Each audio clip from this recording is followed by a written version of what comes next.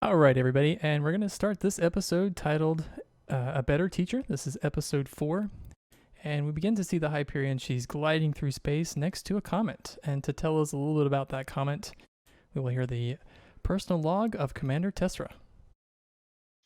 Science officer's log. That sounds odd. I guess staying under the radar is no longer possible.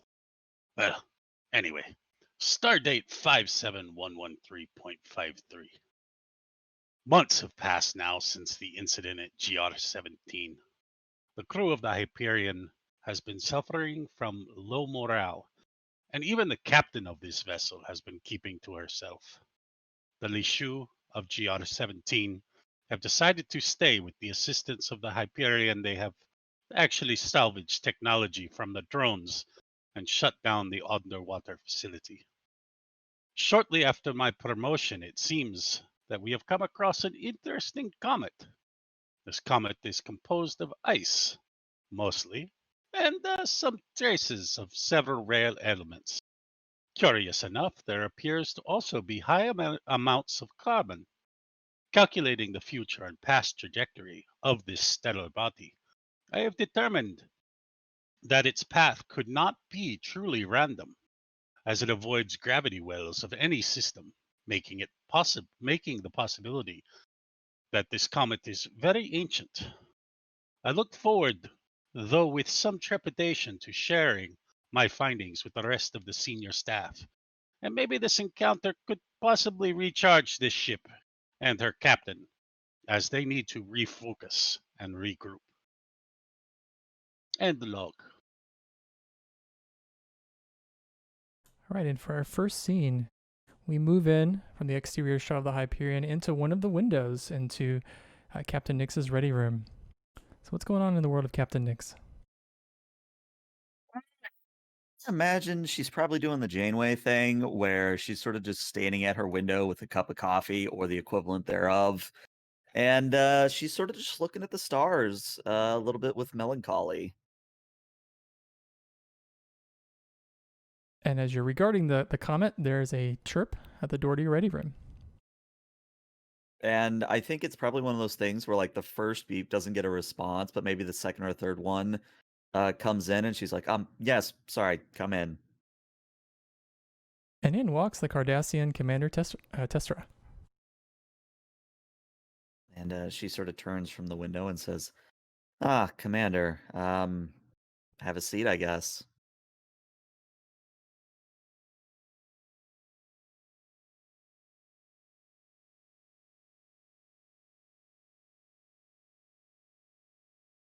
Might have lost you, John. Hello. Yes. Hello, Captain. I'm not used to the formalities. I have tried my best to stay under the radar, so to speak. And he takes a seat.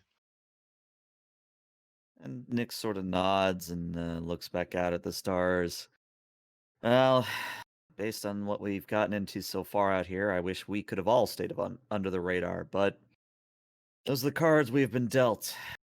And she takes a sip of her drink and moves back behind her desk and settles on in.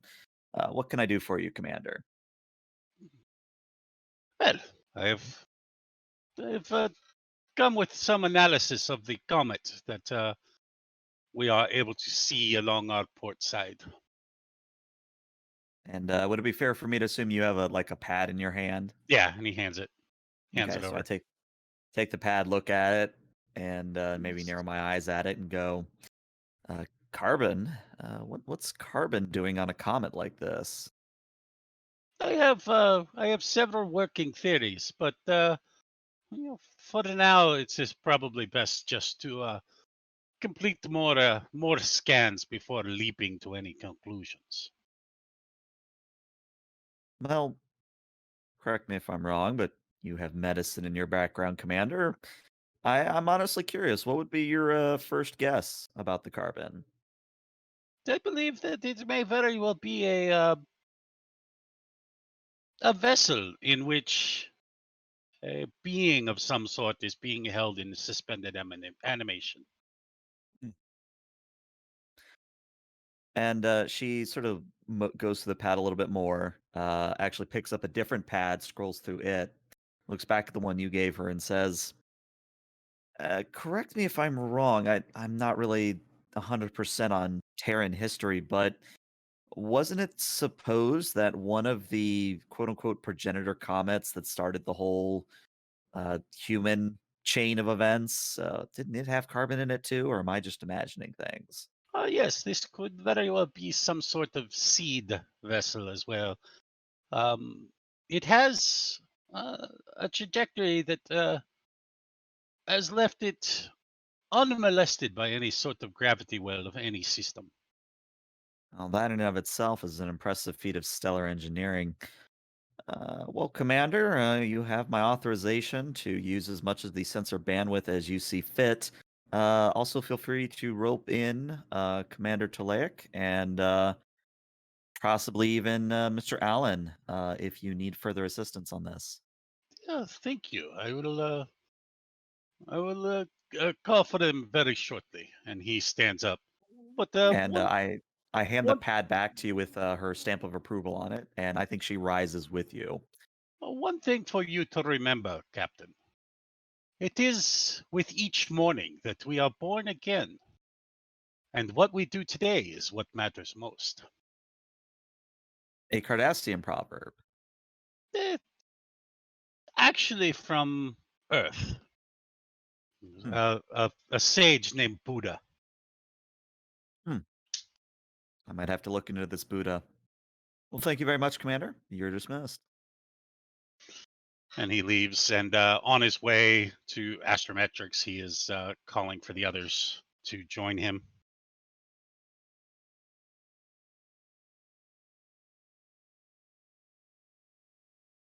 So as the commander leaves, Captain, are you going to do anything else in your ready room, or would you take your place on the bridge? I think I'm actually going to go back to the window until I'm Okay. needed. Just stare out the window. Mm-hmm. And I know you said astrometrics, John, but let's try the bridge, actually. That works fine. So I can have everybody here already. Tessera, as you walk on the bridge, Commander Talek is still in charge with the captain in the ready room. And for the rest of you, Alan in particular, it's been a pretty slow morning. I mean, the comet just flying through space very predictably and very boring.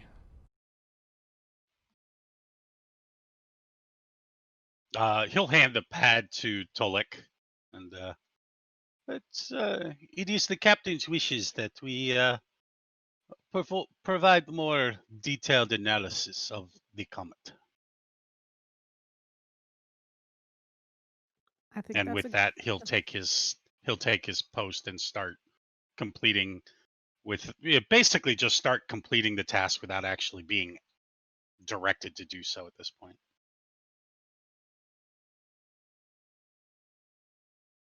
Well, with that, Tessera, let's make some momentum happen. If you can give me a reason science difficulty 0, and the ship can assist with a sensor science. I can rule the ship. I got it in front of me. Awesome. I'm not sure whether or not any of my focuses would apply. But Taking I guess a look, it really. taking a look at those. Don't. Maybe theoretical physics. Yeah, I'll Okay. let that apply. Sure, it's loosely related. So 3 successes gives you 3 momentum, the difficulty of 0. And as always, for additional information, you can give me momentum. I'd say what you pick up very easily on the ship sensors are this is your basic comet. So a little bit about comets for those watching is comets are essentially icy asteroids that travel through space, and as gravitational bodies act on them, they shed their nucleus, so they shed off parts of themselves. And what happens is this makes a tail and leaves a slight atmosphere on the surface of the asteroid. And the tail is usually facing away from the stellar body that's acting on it. But in the case of this asteroid, the tail is actually very small because nothing, as far as you can tell, it hasn't traveled close to any large systems. And then also comets, over time, they eventually burn off whatever they're made of and become asteroids or just break up entirely into dust. So sorry, Haley's comment, but that's your future one day. What is the what is the nature of the carbon readings on the comet? That's a great question. I'll answer that for a momentum. There you go. Well, isn't he science officer though? Doesn't he get a free question? Oh, he does. So take that momentum back. So for your free question, so the comet is composed of ice, rock, dust, and lots of carbon dioxide and carbon monoxide, methane, and ammonia, which is very typical. There's a high concentration of carbon, so there's lots of carbon dioxide and carbon monoxide, but this thing is also, you've picked up a lot of trace of carbon in the ice itself. Okay. And I have how many momentum at that point? You guys have 4 momentum total. Okay. He'll spend an extra one to get a readout of the rare elements. And as you're continuing to type on your display, you see the high resolution sensors that the Hyperion has. It's like you're zooming in further and further 3 dimensions, and you can peel off layers of the asteroid as you move in closer and closer. And the sensors beep after you've gone in further to the actual surface of the asteroid through the atmosphere. You detect a faint duranium trace.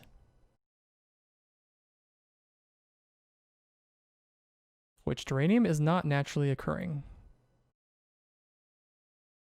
And is used normally for building ships or something that's going to go through space. But it's typically created by beings not naturally forming, would be pretty much impossible. And I guess with another momentum, is there any hollows within the comet? Hollows? What do you mean? Is there space inside the comet? Oh, like hollow. Is the comet itself hollow? No, it's not. Okay. All right. Just basically making the leap of whether or not it's a vessel, and if there was a place within it to potentially go. No, and since you spent some momentum, I'll give you a little more on that. The comet itself, it looks like it's mostly solid ice. You know, like I said, that ice is eventually going to melt off and expose the rock below. It's mostly ice, and it's how you were able to make the determination that this thing is old, because one, there's not much to the tail, so it hasn't been acted upon by anything like a large sun or anything, and it's still retaining most of that structure. Like that ice would normally melt off as it passes through space, but this thing has largely kept that. All right. He will send the enhanced report to the captain, and he'll just kind of sit back in his chair for now. He kind of feels almost a little out of sorts and almost uncomfortable sitting on the bridge. And what I would say is that Nyx, upon getting that report, would eventually come out to the bridge, but I did want to give Talek and Alan a chance to, mess with their new bridge mate. Yeah, did we get access to that report as well, or did it just go straight to the captain? Oh, it just went straight to the captain. Okay, so like I think Alan's just standing there like waiting, and he probably has the look on his face like, wow, this guy's taking a long time for this scan. Just waiting. Yeah, he's not so much used to working with others. So yeah, at this point, it's obvious that he's not doing anything at his station. He's just kind of got his chin in his hand, and he's just looking out at the out at the comet. And Zach leans over to you, Alan, and he says, sorry, I'm interrupting you. Oh, go ahead. Andrew, did you get that report finished? That scan? Yes, I have sent it directly to the captain. Is there anything of note that we should know, or? Oh, yes. Well, normally, laymen such as yourselves have very little interest. And he'll basically do like a heads-up display where he on the main viewer screen, it overlays like the composition of the comet. When it shows the duranium, do we see how much duranium? Like a mass? Since Tessera gave me momentum, yeah, I'll give you that. It looks about a concentration of duranium that's about 15 meters long. So possibly. So Alan would look at that and say, that's odd. Yes, I thought so as well. Is there any chance that could be some sort of vessel, maybe a shuttle? There Or were a small transport? There were no hollows or spaces within the comet. So I believe that whatever it is a solid mass.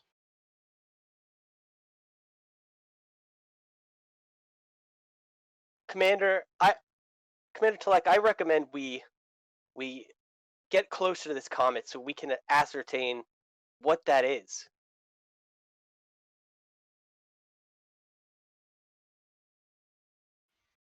It is my hope that the captain may wish to excise it like a tumor from the comet, so that we can analyze it more directly.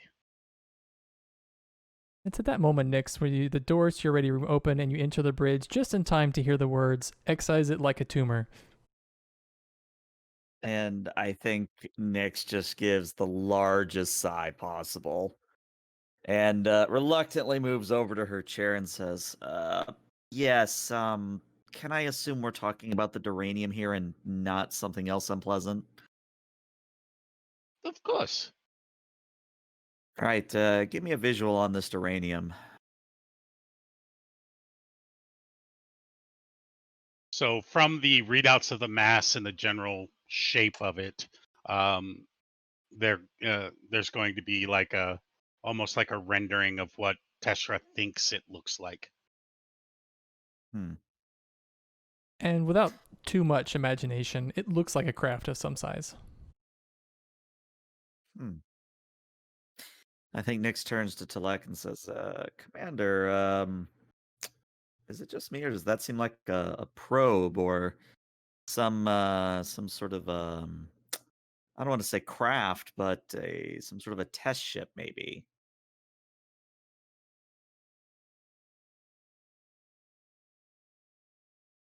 Oh, did we lose Nick? Sorry, my push to talk didn't want to work. It could certainly be something unmanned in there, perhaps. I think it would be prudent to extract it from the comet. All right, and then I think Nyx nods, turns to Alan behind her, and says, Mr. Allen, do you think a tractor beam would allow us to excise this duranium without disrupting the structural integrity of the comet? Can I tell just from the scans we've already done if that's possible? It's possible to retrieve it with a tractor beam, Alan. What'll be tricky is the most of the structure of this comet, and especially where this thing is at, this duranium thing that you detected, is in the ice portion of the comet. And like I said, most of it now is ice. You don't know when you apply your tractor beam what's going to happen. It's composed mostly of carbon monoxide, methane, ammonia, carbon dioxide, things that when you apply friction could create some spectacular results. So who knows? But you could definitely get it with a tractor beam. So you see Alan push some of the buttons on his LCARS panel and looks up at the captain and says, Captain, we can easily retrieve the duranium, but I'm not sure if the comet will survive. And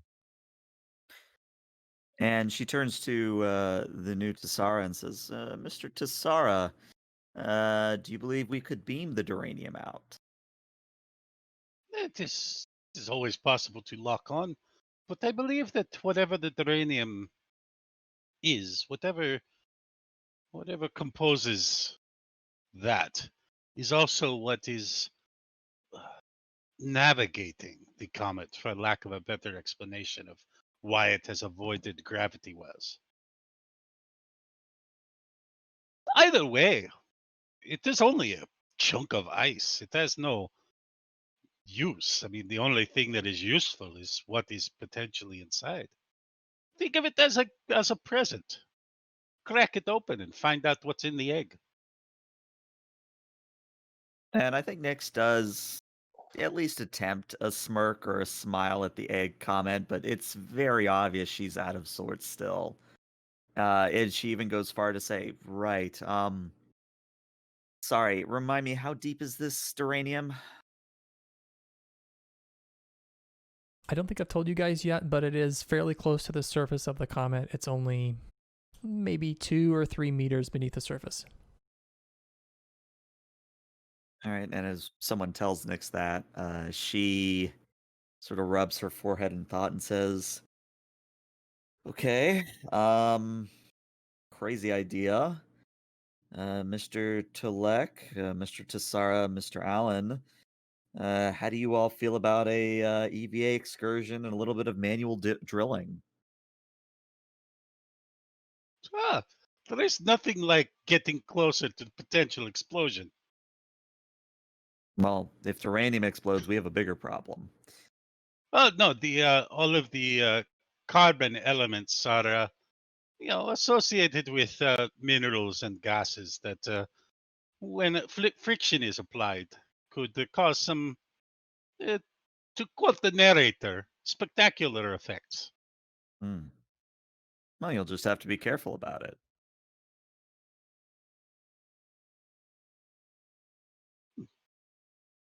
I, I have done surgery, but I have never done deep space mining. Well, I, this is an I, excellent time to add it to your resume. I should have to explore the job description better before I accept it. And I think she actually does chuckle a little bit at that and says, "No, but seriously, what is everybody's thoughts? I mean, I think honestly that if we were to simply excise the duranium from the comet, that obviously it wouldn't have any greater effects. But after all of our experiences out here, I would prefer to remain a little bit cautious. If you feel you can do it safely, I would like to explore this away team idea."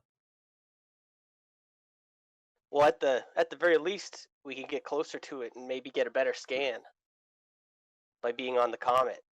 I'm in. Any chance to do some work in 0G? I love it. I'm fine with this plan as well. I'm I not think opposed. it would be more safe to extract it manually than to try to do it with a tractor beam or something. Mm-hmm. I'm not opposed, and plus, it would be best to have an adequate a scientific mind on this away mission to ensure maximum potential for success.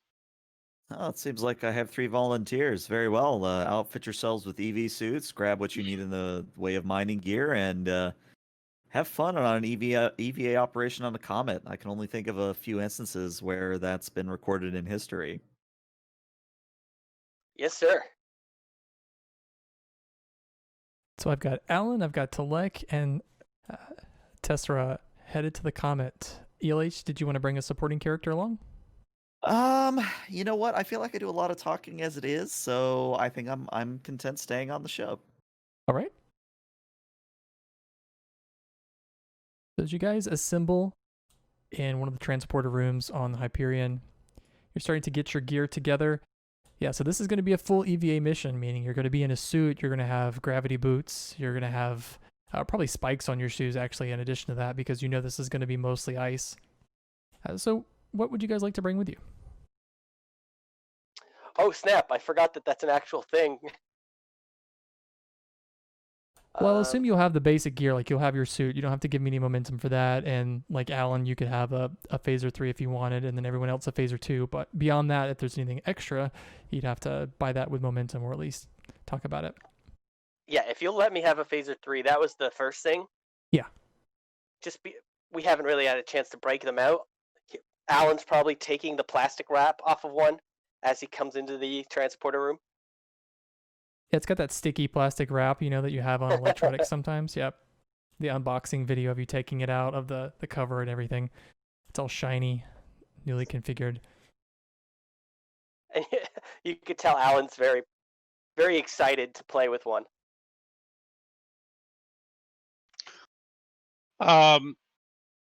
Tessera is really only bringing scanning equipments.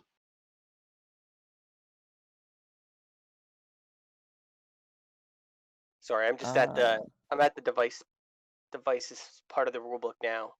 Right, that's where I'm pulling up now. If I may make a suggestion, I don't see it being a problem, but maybe take along a transporter enhancer or two. I think it's what, 1 momentum for them. I think that's a good backup safety plan to have. Sounds good.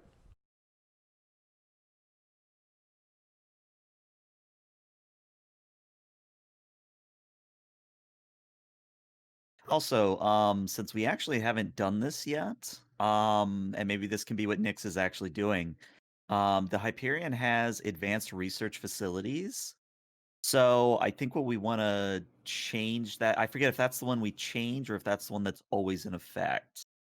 In No, either it's case, I'd be always. okay. I think it's one of those things where Nyx is getting the research facilities on the Hyperion ready to analyze uranium, analyze ice, and other sort of things that are part of the comet. So as I read the talent, what it says is whenever you attempt a task to perform research and you're assisted by the ship's computer science, the character gains 1 bonus momentum used for obtain information. Okay, so it's not the modular one that I was thinking of, but still for flavor's sake, Yeah. that's what Nyx is doing. Cool. And as you guys congregate on the transporter pad, the transporter chief, who we don't know their name, they'll be swapped out next time anyway. It's not Wrench. We know that. He's probably not allowed. Talek, what do you think about that? Yeah, Wrench isn't allowed to do many things nowadays. The transporter chief. He acts up. Transporter chief flicks the switch, and there's a blue glow of the transporter as you guys dematerialize and materialize on the comet surface. As you materialize right in front of the object, which is immediately apparent is a vessel of some sort, I need all of you, because this is 0G, to roll me please a con fitness difficulty of 2.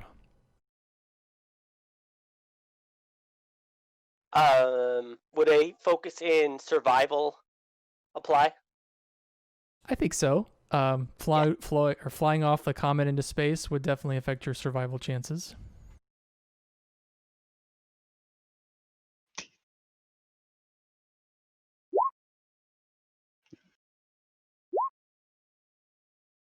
And so my entire away team found themselves drifting in the void of space. I can use my phaser as a. Oh no, Nick. Oh, Lord. No! Bye, everybody. Good game. Rip. Wow, I think I will. I think I'll take the threat for Nick. Or I'm sorry, on Tessera instead of the complication there. Wow. And this is bad because now he knows what your dump stat is, and he's going to use that to his advantage. I think it was just about it's just about everyone except Alan has a good score in fitness, but the rest of you guys, yep, it's been exposed.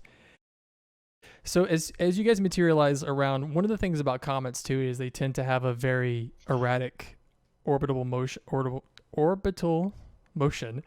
So there is a slight gravity on this thing, but not very much. But as you materialize, the thing that throws you all about is that this thing is just careening through space. It's not even doing sort of an orbit that makes any sense at all. And you notice the vessel that has landed, we call it a landing, it's really kind of crashed. And you guys are in a canyon right now that was probably formed when it hit the surface of the comet and probably slid a few meters. And it looks like this impact might have melted the ice away. But you're all stumbling about. I'd say, Tessera, you're dangerously close to actually losing your footing and probably going off into space.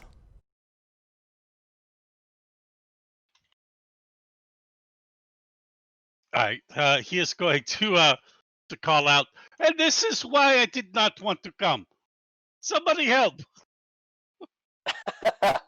Alan will try to steady him. Tessera, because you failed, well, you guys all failed your roll, but because you failed it with a complication and no successes, I'm going to make you do it again. Con fitness, difficulty 3 this time. Can I assist? You can assist with a con fitness as well. Their survival focus also applies, Alan. This is important. Maybe use a momentum. Oh, yeah. Yeah, I'll use some momentum. What was the roll again? Sorry. It's a con fitness, a difficulty of 3. Oh, yeah, that same fun roll. Hey! Just need you to get 1. You just need 1. Yeah, sure. And It's doable. And I spent the momentum, so we'll see how this goes.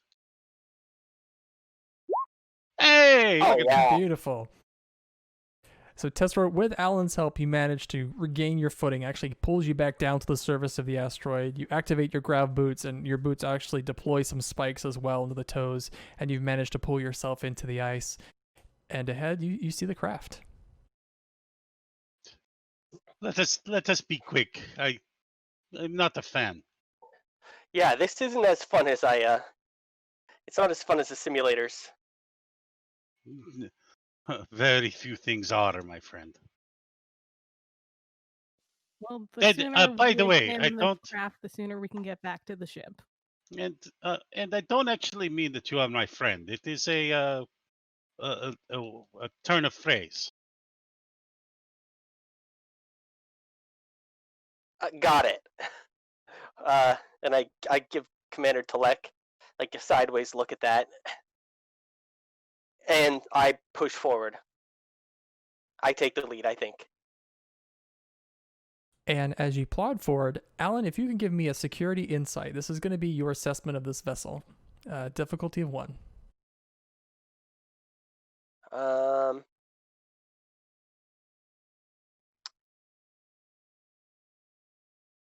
I don't think any of my focuses apply to this. Yeah, I don't think so.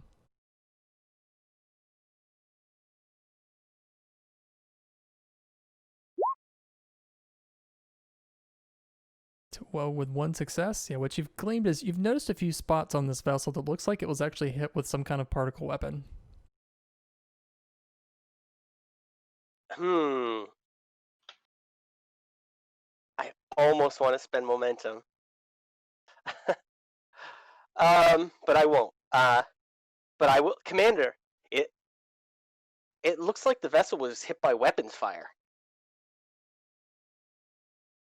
Can we tell for sure where on the ship it was hit? I think you could easily see in multiple places, concentrate around the rear of the vessel.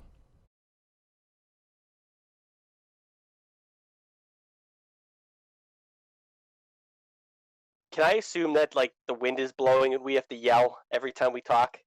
Well, you have a comm inside of your helmet, so you don't have to yell, but the wind is definitely blowing ices everywhere, and your suit is telling you it's a healthy mixture of carbon monoxide, carbon dioxide, ammonia, and methane.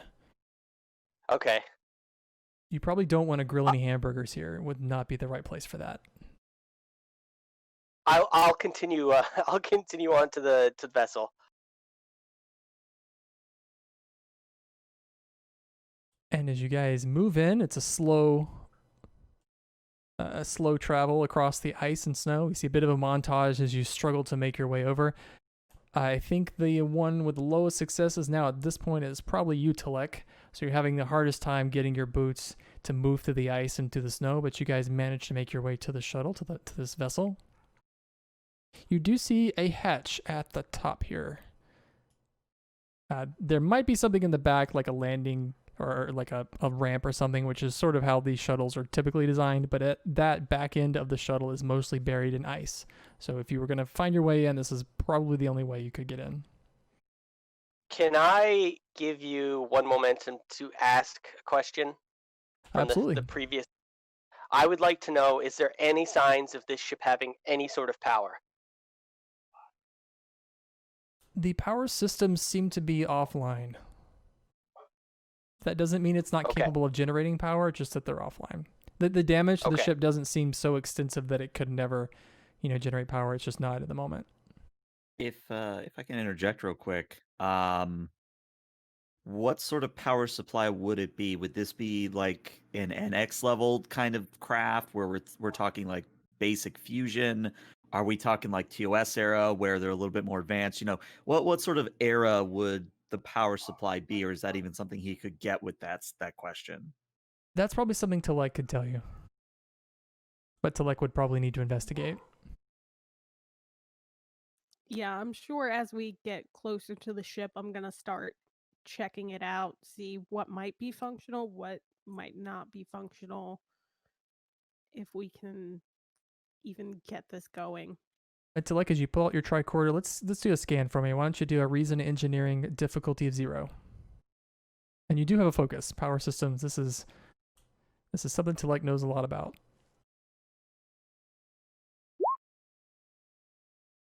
Nice. Successes there. Immediately, I'll answer your question, ELH. This is a fairly contemporary vessel.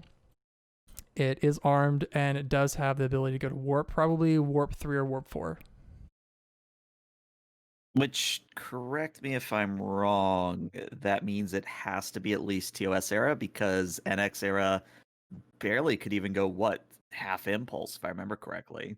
Yeah, when I mean contemporaries, I mean, you could put this on par to most of the Starfleet shuttles. I mean, the Hyperion has the newest and best, the newest and greatest, and this is not equivalent to that. This is a little, inferior, but still, you could see a vessel of this kind of technology level on a Federation ship, most likely.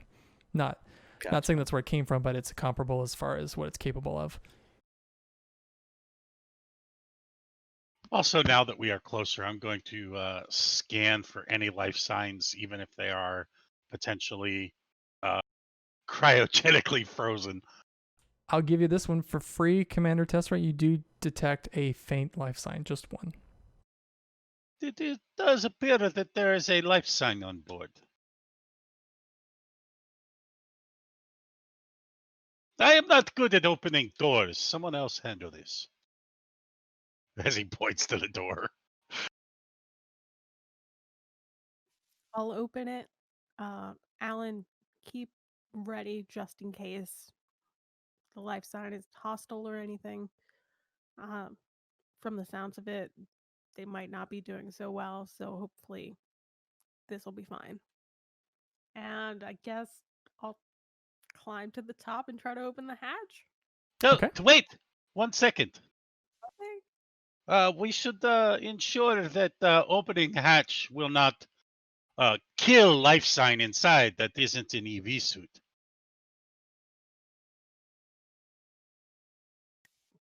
That's a good point.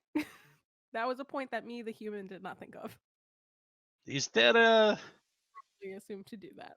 Is there any other way to potentially we've got why don't we just set up a thing next to ship and just get us all off this godforsaken rock? Easiest way to make sure life sign live? Put in cargo bay. With ship.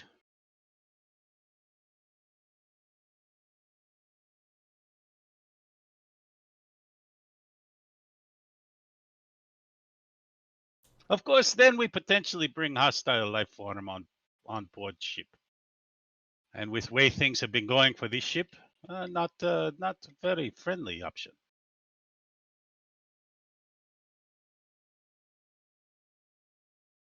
I leave it up to you. All of that is doable. Remember, you guys do have pattern enhancers. And to let you know, if you had to, you could maybe change the pattern enhancer to a primitive force field, because that's the kind of magic you can do. I'm thinking about it.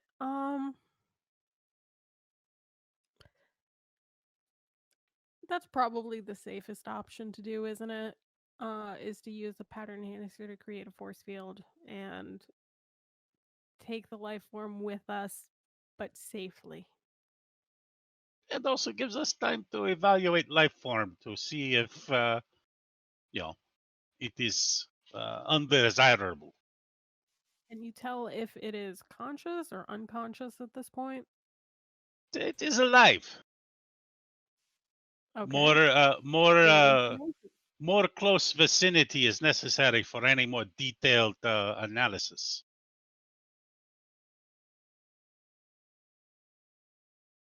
And so to like the challenge before you, if you want to get this person out of the vessel and, you know, if they're not wearing a suit, not kill them, is you'd have to modify the pattern enhancers to create a force field, also removing all the bad gases from that pocket of space. And then someone inside the force field could open the door and retrieve the person inside.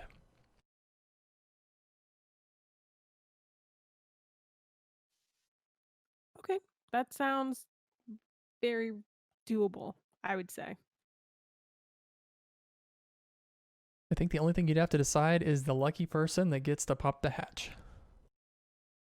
Does anybody want to offer to open it up? What is your medical experience? I can assume nothing.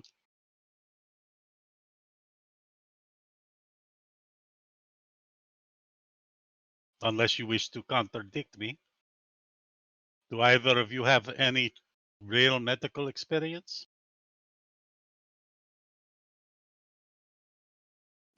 Unfortunately, I do not have medical experience. I am an engineer.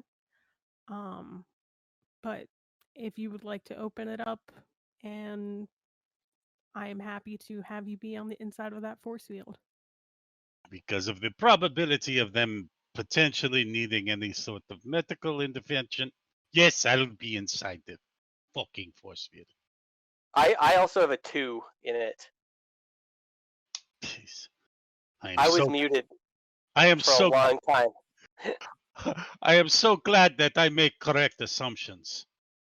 And he gets situated to get to be the person that opens the hatch. Is it possible to fit 2 of us within that force field? You can. Okay, I think I would also want to, just because it's a security situation. Yes, I like the way you think. It is best to protect those of value. And Alan, I believe with a yes, medical Commander. with a I'm just medical gonna score of 2, I believe that replicate means you've while just been that's trained. happening. Go ahead, Tilek. Yeah, I said a long thing about my training in Starfleet Academy, and then realized my mic was muted the whole time. I can almost see like Alan is in his EV suit, like talking, and he forgot to turn on the comms. Mm-hmm. Exactly. That happens. The wind is very loud. Yeah. For that moment, the wind picks up. But I'll go in with him and with Tessera, and I won't aim my rifle at the doorway when he opens it, but I will keep it at the ready. I don't want to be aggressive and immediately threaten whoever's in there. Let's now- not threaten the other aliens. Alan, I think with your tactical knowledge too, your security knowledge being what it is, you know that if you had to fire your phaser in this kind of environment, it wouldn't be easy and not very safe anyway. Mm-hmm. Would have to be very accurate. Yes. But that's what the Type 3 phaser is known for. So Telek, let's modify some pattern enhancers. I believe the task for you is going to be an engineering daring, because you're changing the pattern enhancers quite significantly here. What you're doing is changing them into a tractor beam that's going to, first of all, evacuate all of the air that's in this location, and then I guess replace it with the air that's in the shuttle so that whatever's in there can expand, because you guys don't have a ready source of air. So I guess what that means is we're going to do a check. I'll let you do one check, and if you fail, that means you're not going to be able to do it again. This is going to be sort of like a single attempt, and if it doesn't work, it just doesn't work. Let's do an engineering daring. I think the difficulty would be a 3, but I'm going to spin some threat and make it a difficulty 4.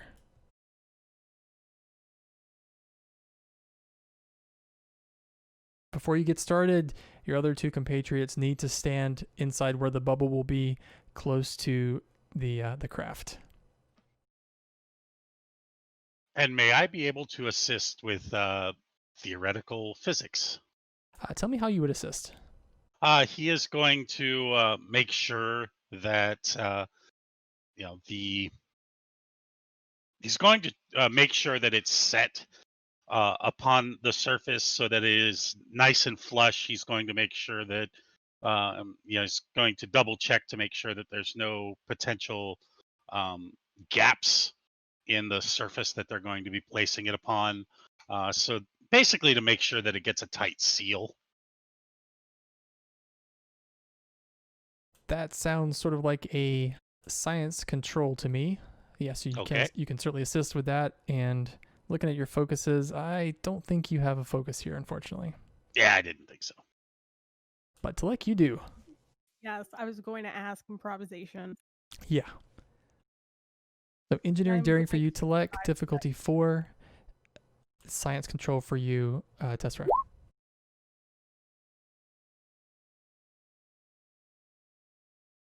One extra success. What more could you ask for?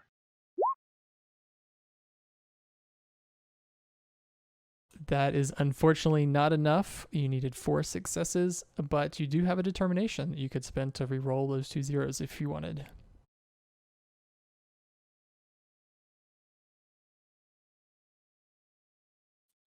Yeah, I will spend a determination to re-roll that. Because I'm going to say that I may have predicted that it might not have worked right the first way that I tried to configure it. So I had a second configuration in mind because I always have a backup plan. Okay. I will re-roll those.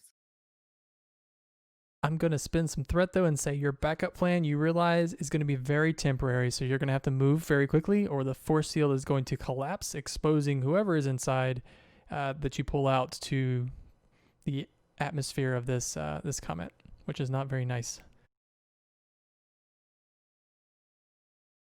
The force field activates.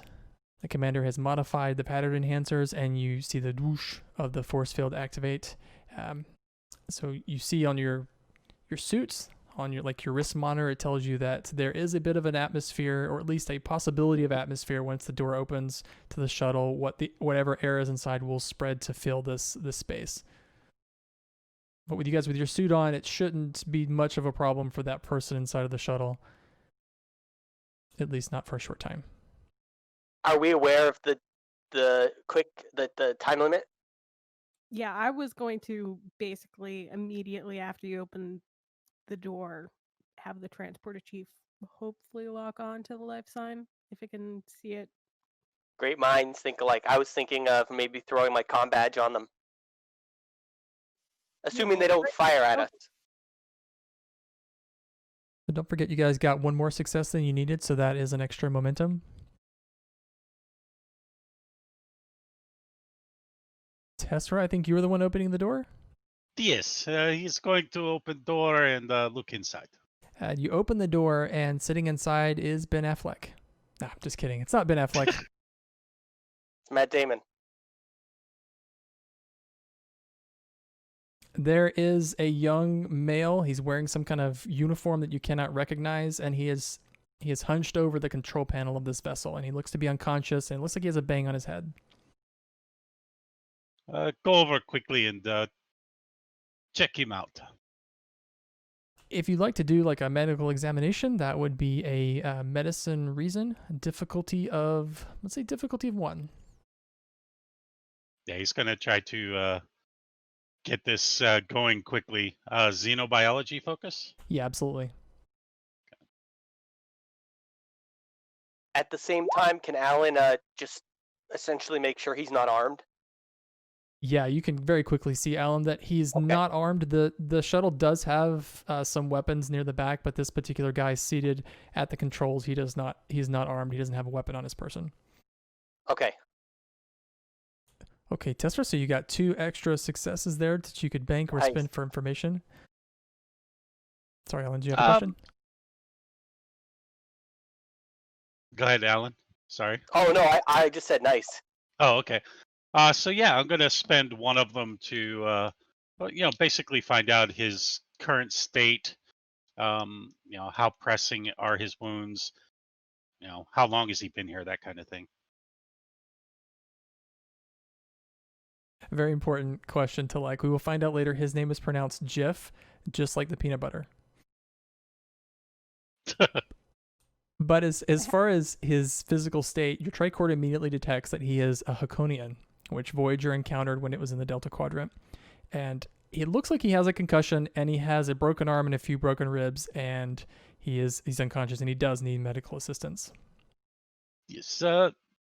He just reaches over to Alan and takes off his comm badge and puts it on the person. Hey, Yes.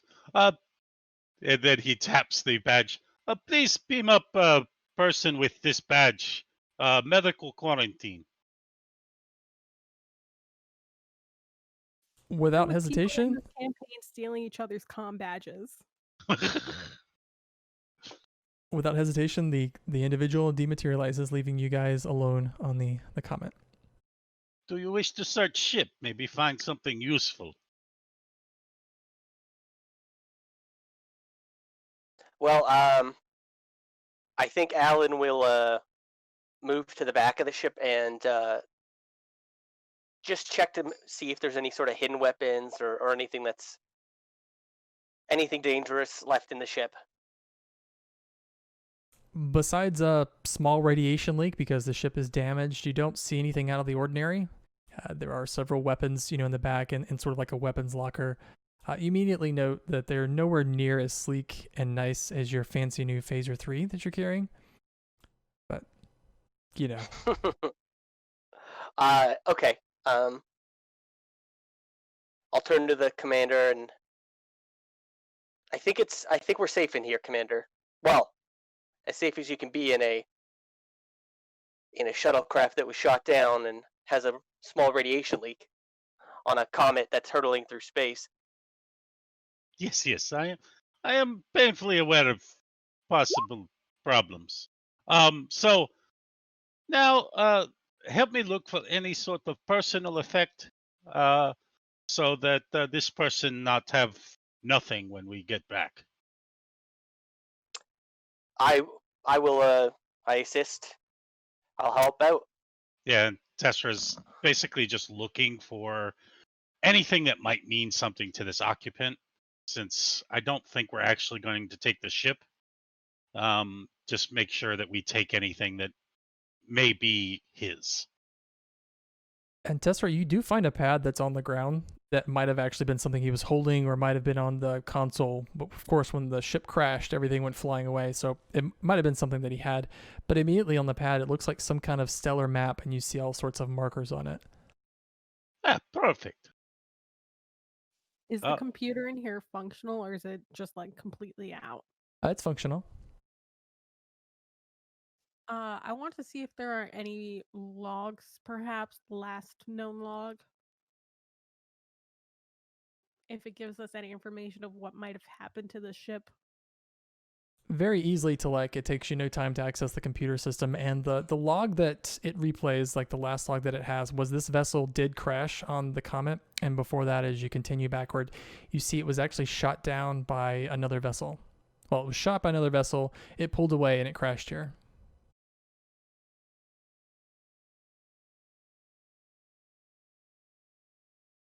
I'll send a copy of that up to the Hyperion. That way the captain can be in the know of what might have happened to Jeff. And as you're waiting to send, there's that progress bar where it hangs at 50% for just a moment, and then you wait and it's still 50%, and then just right away it goes to 100%, as those things do. But that information is safely on the Hyperion for you to retrieve later. Is there anything else that you two brilliant minds can think of that we need to look for here before we head back?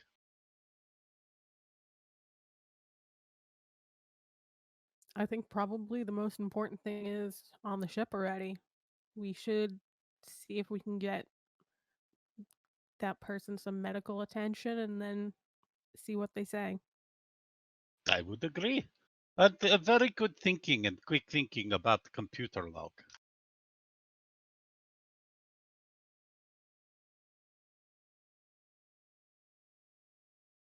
And I believe And Tessera gets out of the ship and gets ready to beam the hell out of here.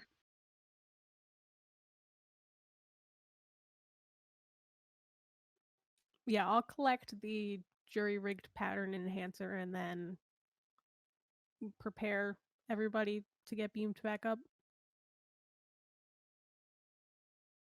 And I believe unless there's anything else anyone else would like to do, that you guys, the three of you, dematerialize and head back to the ship. I can't think of anything else at the moment. But the ship's not going anywhere, so we can always come back. Technically, it is going with Comet.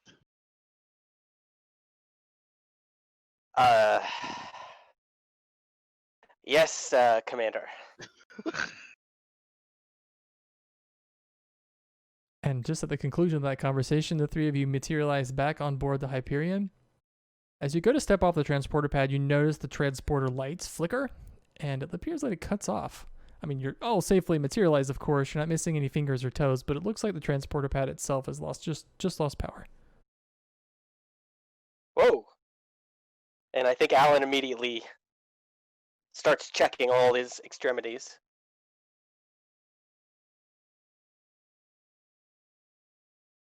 Alan, you can't be sure, but you think you might be an inch shorter, but there's no way to tell. No.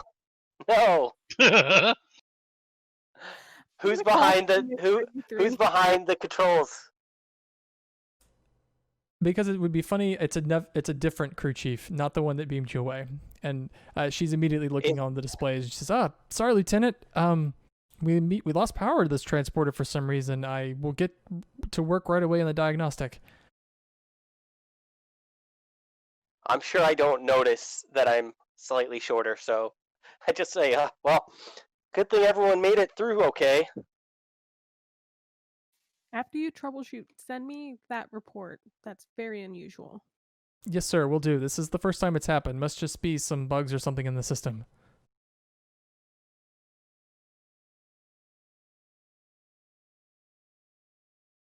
Hopefully that's the case. Where is the other person that we beamed up? I believe he would have gone to sickbay in isolation.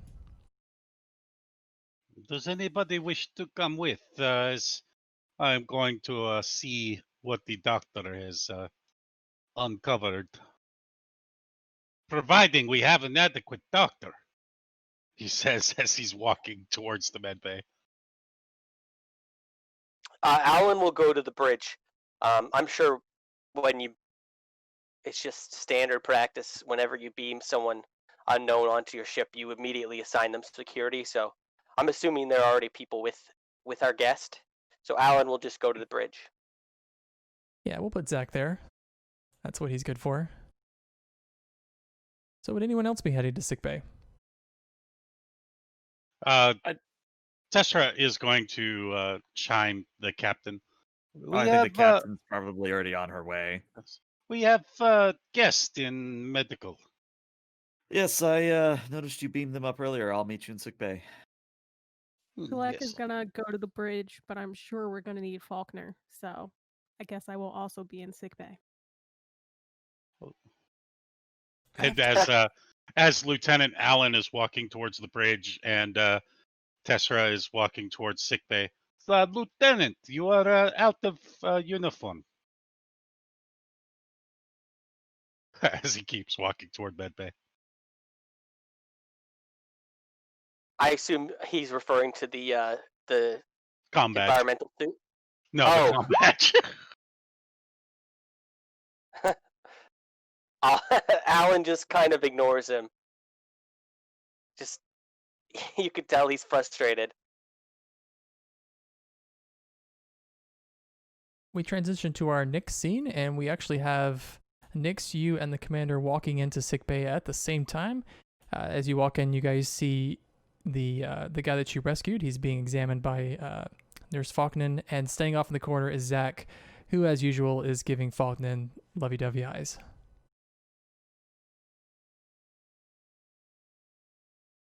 Well, I think Nyx is just gonna kind of move on over and ask Astrid, what have you found about our guest so far? I would like to actually perform a scan to figure out what's wrong with him. Since you guys already did that, I'll just transfer that to you, Falkman. So what you know is like he has a concussion, he has a few broken limbs here and there, some cracked ribs, nothing life-threatening, but he will require a little bit of magical work with your medical devices to treat him. You could probably mix together an injection that would bring him back to consciousness because he's currently out. It looks like he may have sustained some minor injuries in the crash, but it's nothing that we can't treat here. And she'll go over to prepare said injection and to wake him up. Real quick, because there was a little bit of confusion on my end. Is this a Haconian or a Hanonian? Because they're two separate species that are very close in name. I think, Nix, you would have known when you saw the name, but it's a Haconian. And Haconians, for those who don't remember, were the ones that were at war with the Talaxians and put together that whole thing that I think they actually conquered the Talaxians. Mm-hmm. Yeah, they were the one behind the Metreon Cascade. So Metreon Cascade, yes, thank you. I forgot the name. But he's a male Haconian, very, very clearly. Tessera is going to hand Jif's pad to Nyx. Glance at it. What am I looking at here, Commander? His personal pad. There's information on their star charts, paths, things like that. Maybe you will be able to glean other information. I believed it was more appropriate for you to look at rather than myself. All right, I glance at it. Anything of note from me there? Give me a security insight difficulty of 1, please. Sure. Would you give me xenotechnology? In this case, I don't think so. All right. Team dynamics, actually, that will apply. Excellent. Are you just guessing his password? Kinda, yeah. So 3 successes. His password is peanut butter. No, what the pad looks like to you, Nyx, is it looks like a tactical map for some sort of large military engagement. You see 2 different sides, a marker that clearly says the Haconian Confederacy, and it looks like it's like just a report, basically, of large-scale fleet movements. Wait a second. The Haconian Confederacy. And Nick sort of looks at the pad again. That can't be right. They don't have a confederacy. They're an empire, I think.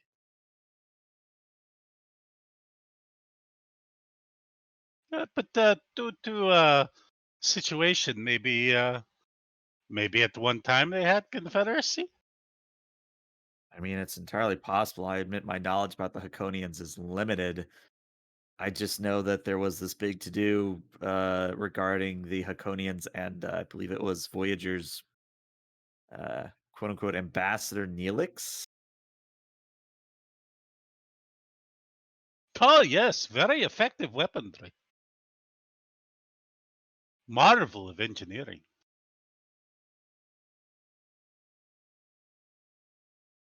Faulkner, you could very easily put together an injection that would bring this guy back up with no need to do a roll. Good, because that's what I was already doing. I was just waiting for them to get through the thing. And I will administer that to him. And after you insert the hypospray to his neck, hit the button, and there's that hiss. You kind of pull back, and after a few moments, his eyes flutter and they open wide. He looks around. Where am I?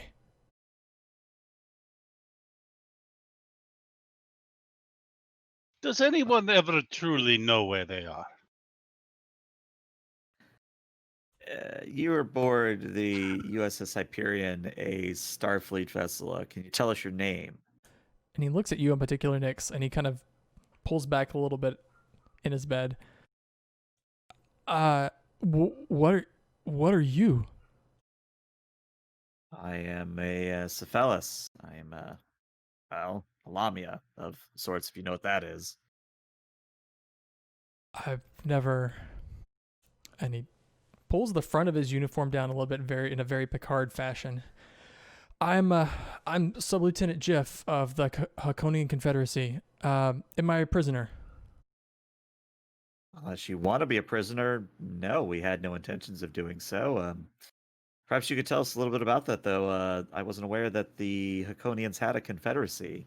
My understanding was that you all were the Hakonian Order, if I remember correctly. It's been a bit of a restructuring. We after the start of the conflict with the hierarchy, we a few political movements and things. Can't see how that it would be very enlightening to outsiders, but needless to say, we're the Hakonian Confederacy. Well, we found you crashed on a comet that was drifting through space. Can you tell us how you might have ended up there? Yeah, I was studying the comet. Looked pretty interesting with my shuttle, and I'm afraid I might have gotten a little too close and lost power and crashed. What is interesting? That does not account for the weapons fire on the rear portion of your craft. Is there a reason that you are engaging in subterfuge?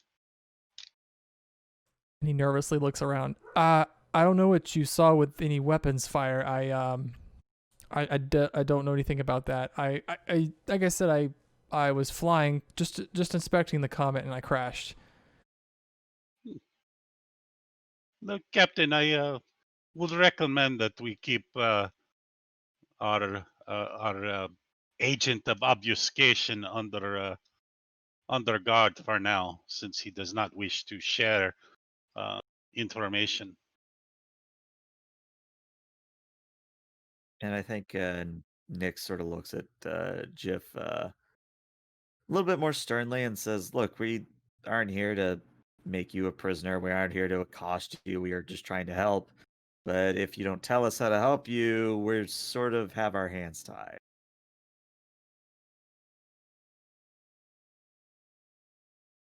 He looks back and forth at you all, and he says, if you could help me repair my shuttle, I could be underway. That's the only help I need."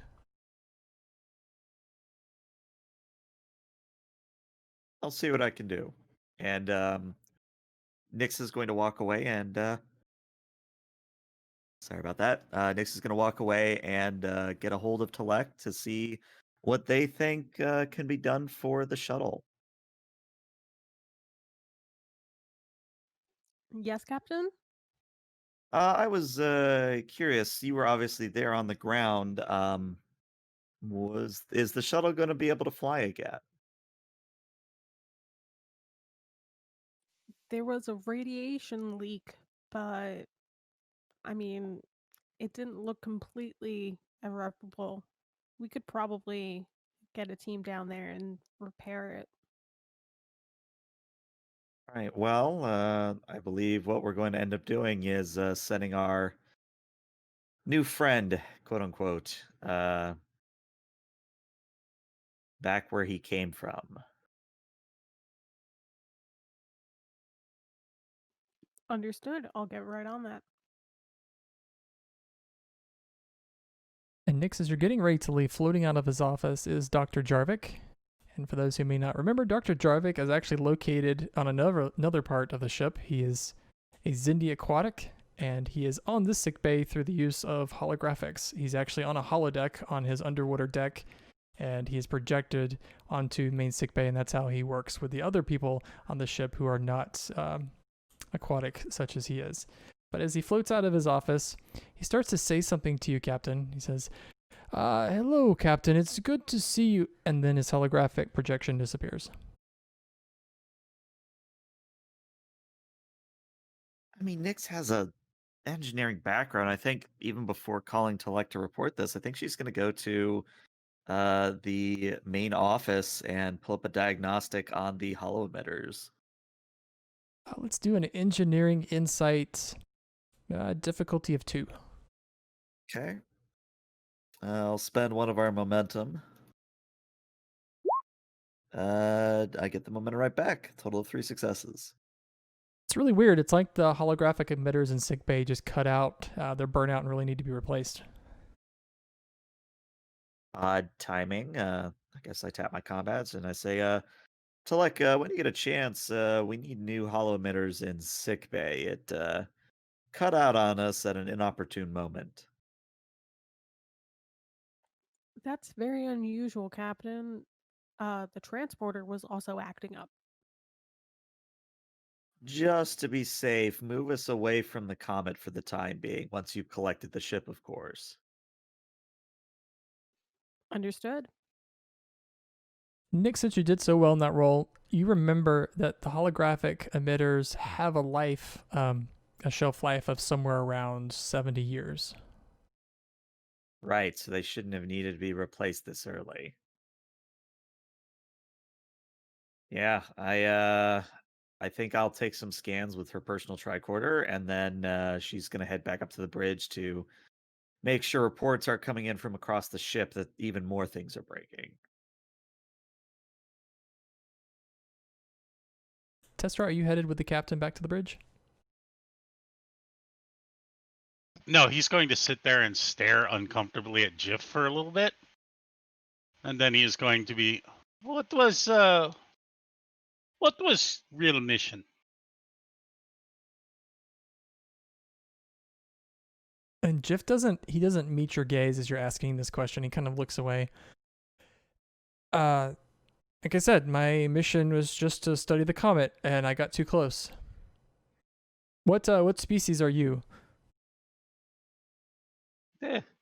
My species is well known for being able to read minds and see falsehoods and deliberate lies, so to speak.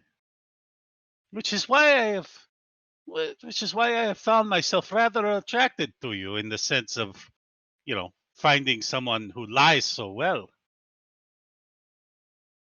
Jiff kind of pulls back on his bed again and shifts. I don't know why you think I'm lying. Apparently, you have not encountered a species like myself. Of course, there are details about my mission that you don't need to know.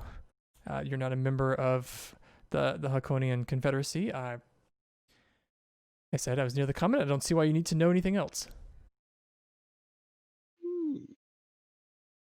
Very well. Then, medical person. He points at Astrid. Yes, Commander? So, make sure Pinocchio here is kept well contained. And she'll look a little bit confused and say, yes, sir. And he will then head up to the bridge. She'll continue treating his injuries.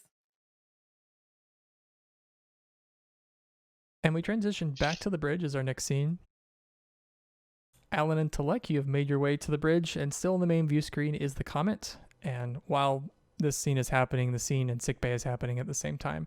About as you guys have walked onto the bridge, yeah, there's not much to see. I think Alan is looking up any details that the old Voyager logs would have about the Hakonians, and especially their tactical capabilities, just in case this is more sinister than it seems. But otherwise, he's not like preparing for a fight or anything like that. He's just doing some studying.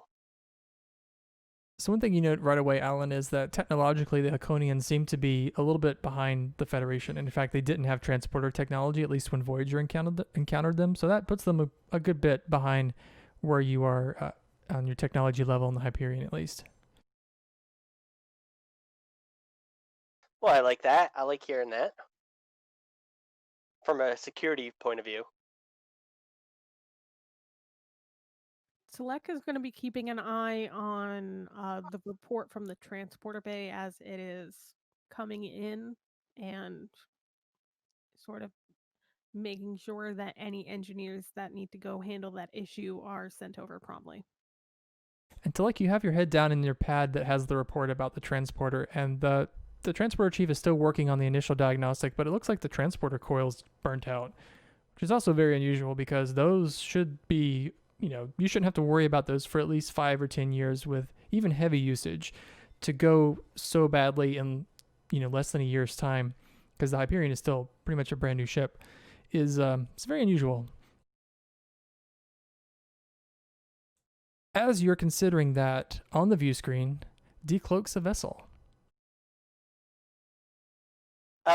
Commander, we have And company. I'll look up from my pad and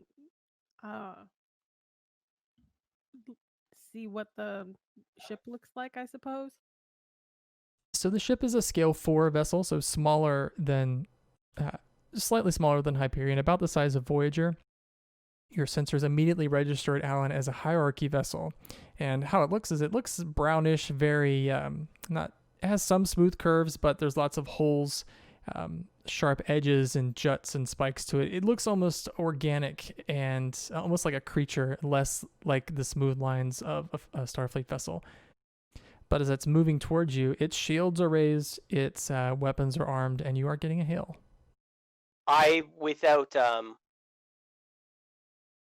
Without even consulting the commander, I immediately raised shields. And Commander, that ship has its shields up, weapons armed, and they want to talk. And you could see the yellow alert signs throughout the bridge and probably throughout the ship. Open the channel. And I'll just send a little text message, I suppose, to the captain to let her know that we have company. I imagine she's probably just a few minutes behind, so. Yeah, I will answer the hail. And materializing on the view screen is an overlooker. He is one of the members of the hierarchy. So the way that the overlookers, that's such a hard word for me, how they look is they're humanoid. They have a dull brown leathery skin, honestly look kind of like a tomato. Their heads are lumpy, hairless, don't really have many distinguishable facial features, very small ears, kind of round, very, putting it nicely, non-athletic build compared to other humanoid species. But appearing on the screen is an overlooker male, and he immediately identifies himself as Captain Miko. I'm Captain Miko of the hierarchy. I've been sent here on the authority of the Central Command to arrest the war criminal Jeff. I believe you have him aboard your vessel.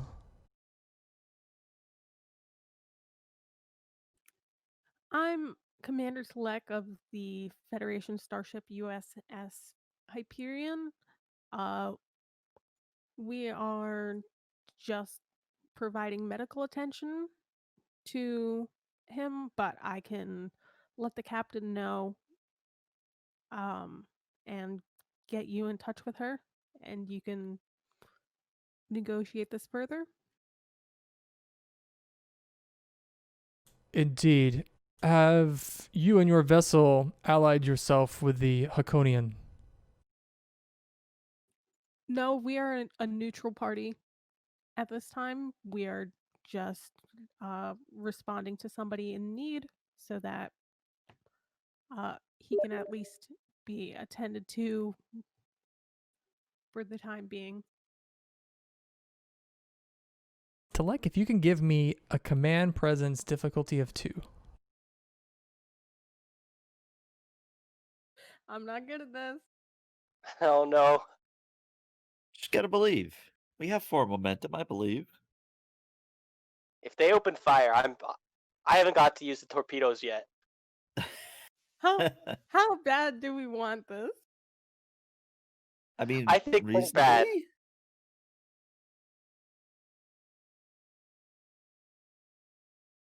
Yeah, I think that bad. I'm real bad at this, guys.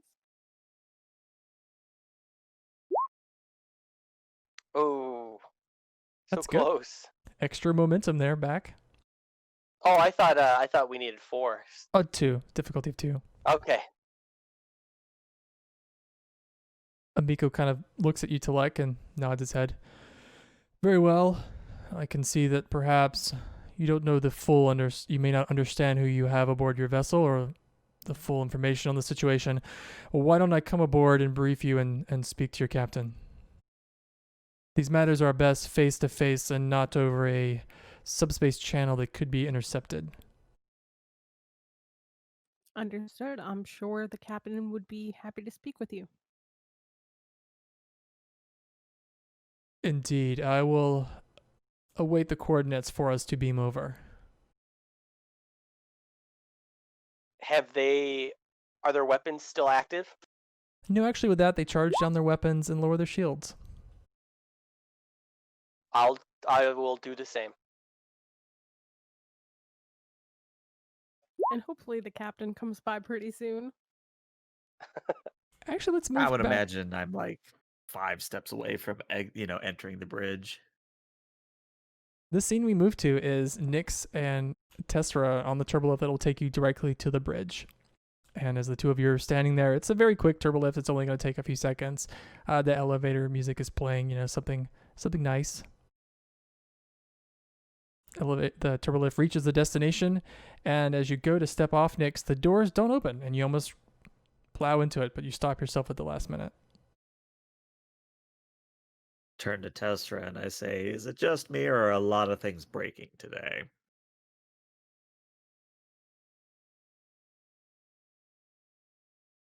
Including him, apparently. I have theory. Go ahead. We sent computer log from shuttle on Comet directly to computer on Hyperion without properly firewalling that data. Maybe we have a computer cold. Why don't you coordinate with engineering once we get up to the bridge and have you all run a level 1 diagnostic on the main computer? But something more is going on here, and I'm not quite sure what it is. Yes, and guest is bad liar. That much I could tell just by looking at him, but it's not something we have the right to interrogate him about. We are a neutral party in whatever affairs he's engaged in. Understood. And then I guess at this point, Nyx has found the manual release and has attempted to get it open. I'd say with very little effort, you have to just kind of put your back into it. You do force the doors open, and the turbolift at least made its way to deck 1 where the bridge is. And you push your way onto the bridge.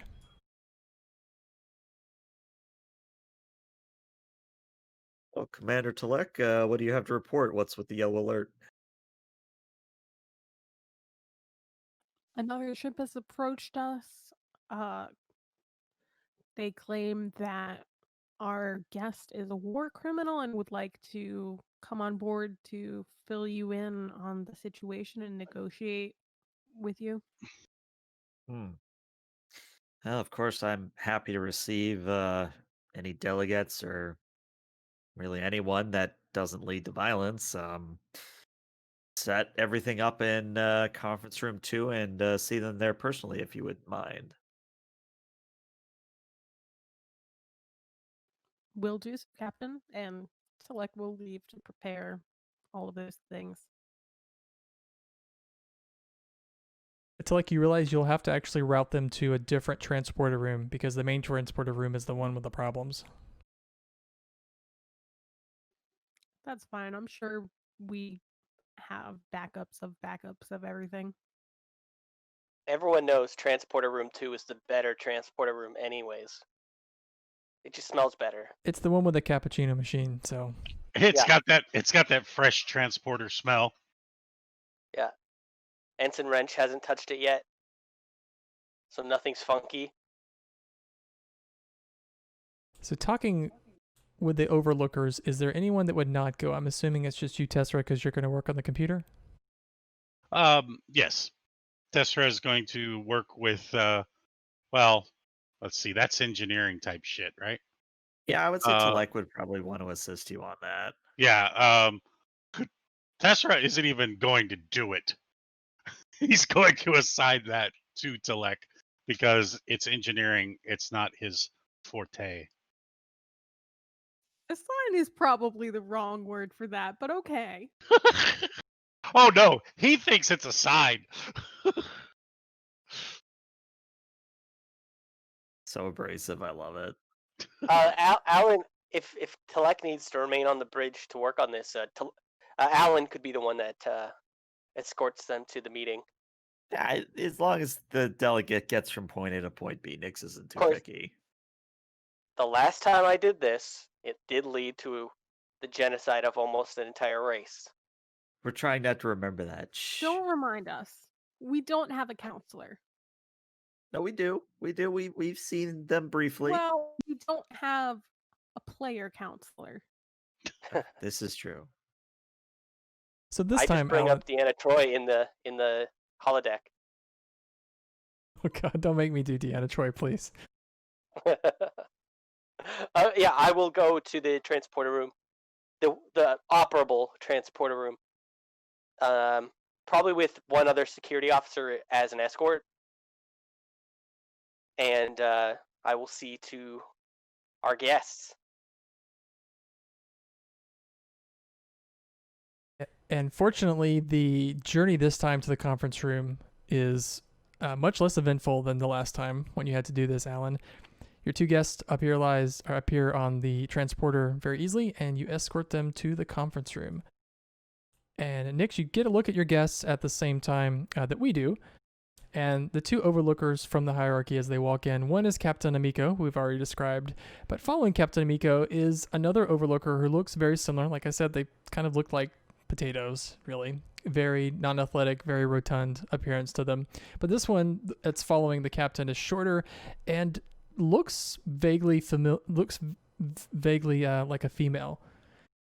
But as the two of them walk in, they're looking around, looking at just inspecting the conference room.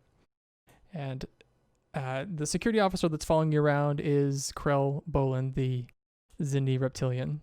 But as you guys all walk on the conference room, the captain turns his attention to you, Nix. Are you the one in charge here? Yes, I am Captain Nix of the USS Hyperion, this fine vessel. Please have a seat. And I sort of gesture at the table. Yes. And he walks over to take a seat. And he motions to the female beside him to also take a seat. He says, this is my daughter, who's also my first officer. Her name is Efru. Well, may I present Mr. Allen, pointing at Allen, and Mr. Boland, pointing at Boland. Yes, we've been briefed on at least vessels like yours, the one vessel that approached our territory a few times, not very long ago. It's interesting to see you back in our territory. But I'd like to actually get right to the point, Captain. Are you aligning yourself with the Haconian Confederacy? No, I didn't have plans to align myself with anyone, but I will admit I am curious. My understanding was that the Haconians didn't have a confederacy; they had an order. So what has changed? Well, the Haconians have, it seems, inflated their ego recently and decided that their territory just didn't have enough space. A few months ago, they invaded one of our outlying colonies, and, well, needless to say, we have been in a protracted conflict ever since. Basically an official war, if you will. And if I follow where this is going correctly, the Haconian I have in my sickbay is someone of a war criminal. Is that correct? And before the captain can speak, Ufru, she cuts in. Is he injured? He's recovering. He should make a full recovery. And Amiko puts his hand on her arm and says, "Do not worry. We'll have the chance for revenge later. We need to deal with diplomacy first." Yes, that one that you recovered is a war criminal. He was actually under the flag of truce negotiating with my nephew. And we should have known better. We should have known that deception was actually what they were interested in. But my nephew, Vanarin, was killed by this individual. We chased him and we lost him, actually. And we went back and traced his warp signature and it led us here. Oh. Well, you have my condolences for the loss of your nephew. And of course, far be it for me to keep a prisoner or criminal of war aboard my vessel when asylum has not been asked for. My only thing I would ask is, do you have perhaps any way to verify your claim? Not that I don't doubt you, but it would help my end on the paperwork side at least. The claim that he killed my nephew? More that he is a wanted by your hierarchy. I can provide you that information if that's what you require. And he pulls a pad out of his pocket, hits a few keys, and slides it across the table to you. You will see, and it looks like an electronic wanted ad, really, and it's got Jeff's picture on there, and it lists out his crime of, amongst few other things that are mostly just being at war with the hierarchy. Listed on there is murder, and it's the murder of the official Vanarin. All right. Well, after looking this over, checking it for authenticity, etc., Nix just sort of nods and says, "Very well. Mr. Allen, if you would coordinate with sickbay to make sure that the prisoner is transferred correctly." Yes, sir. And Alan will get up, and he will make his way to sickbay. And as you start to head off, Alan, Ufra looks up to you, and she says, "May I go with you? May I see him?"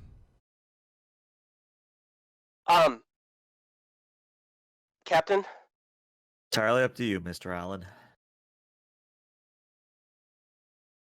I apologize. I don't believe that would be appropriate at this moment. It's a security concern. And Alan, why don't you give me a command insight difficulty of 1?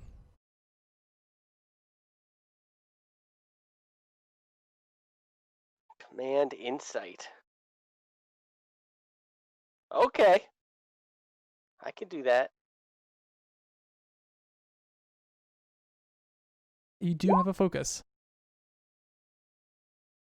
I got 1 success anyways. It's fine. She looks a little disappointed. She's a little hard to read, and in fact they both are because they have so few facial features that it's hard to really read their expressions, but she does look disappointed. But it was their family, right? Amiko said it was his nephew. Amiko said it was his nephew, so it would have been her cousin who was killed. Right. Before I leave, I say, I'm sorry for your loss. But I am the security officer on this ship, and I have to make sure, even if they are a war criminal, that no harm comes to them while they're on this ship. Amiko puts his hand on Ifru again, and he says, "Forgive my first officer. She was very close to her cousin. She's very interested in revenge. It's probably for the best that she stay with me. We don't want this to become an incident, do we, Ifru?" And she lowers her gaze again.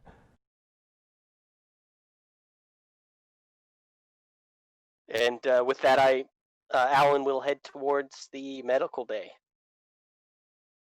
And once you're gone, Nix does entertain the guests a little bit more. But if it's fairly obvious that they have what they came for, I'll see them back to their ship. I think Alan will probably pull up that log that we took from the ship on the planet. On the comet, as he's walking, and go over it just to see if there's anything that corroborates what they've just told us.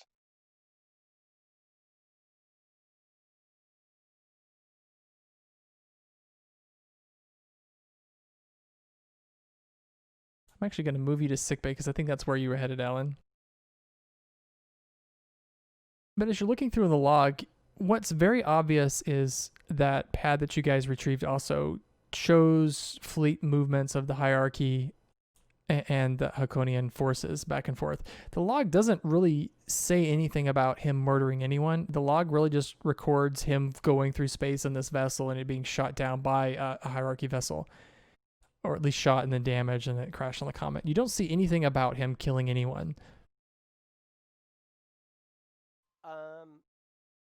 My experience on the comet. Brad, you just got really quiet. Oh, hold on.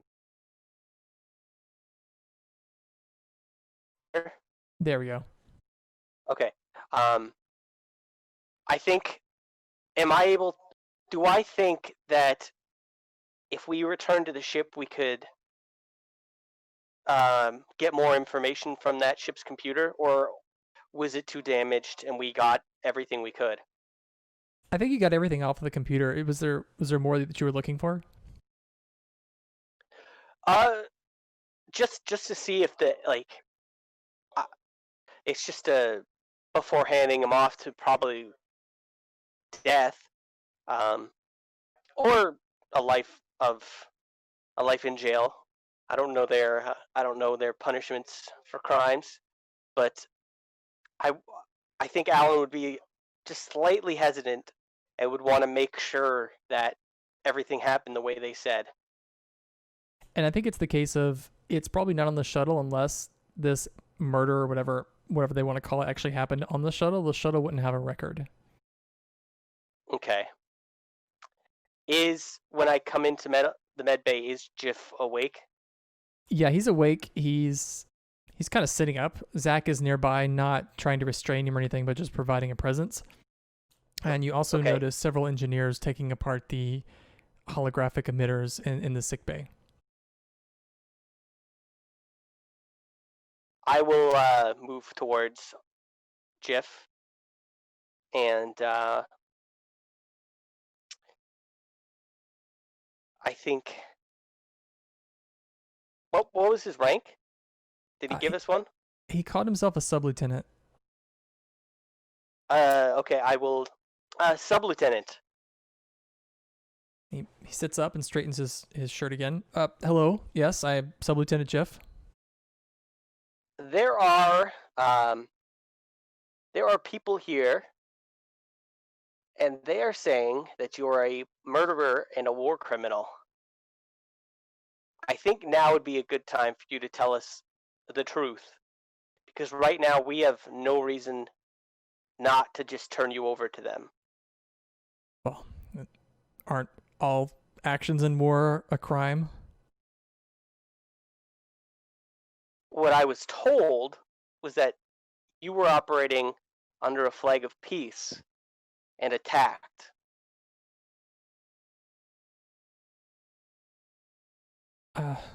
That is close to the truth. It's much more complicated than that. Well, now'd be the time to tell us everything. Because if you don't, I see no other recourse but to turn you over to the hierarchy.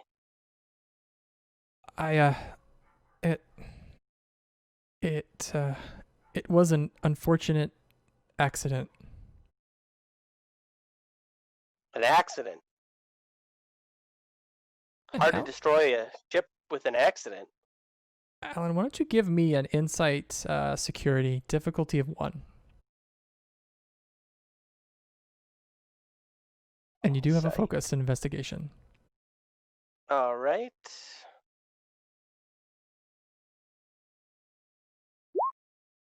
Woohoo.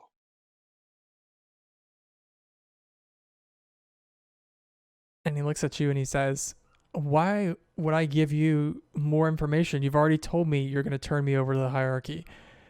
You've already made your decision. What good will it say? I mean, they're the ones are probably here with a ship, right? They're gonna attack you. Like, there's nothing I can say that'll keep me from being turned over.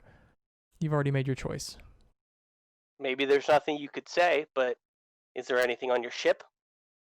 Maybe some piece of data that we didn't find that could prove that what they're saying is not true, or that what you're saying is true, that it was an accident. He says, the situation is just much more complicated than you know. I'll be honest, I did kill him, but I didn't murder him. It didn't happen that way. Alan sighs, because it seems like he's just not willing to talk. And I turn to Zach and say, what is Zach's rank? I can't remember. He's a chief. Chief, we're going to escort this prisoner for transport to the hierarchy vessel. With pleasure, Lieutenant. I will take him immediately. And I'm coming with you. As he hops off his bed, he stops for a moment. He looks at you, Alan, and he says, Mr. Allen, have you ever met anything that you would die for?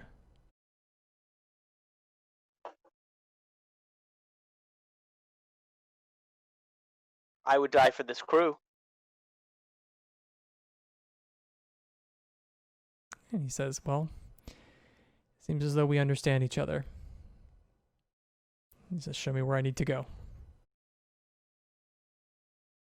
And Zach and Alan lead. Are we taking him straight to the transporter pad, or would we take him somewhere? I don't understand the process.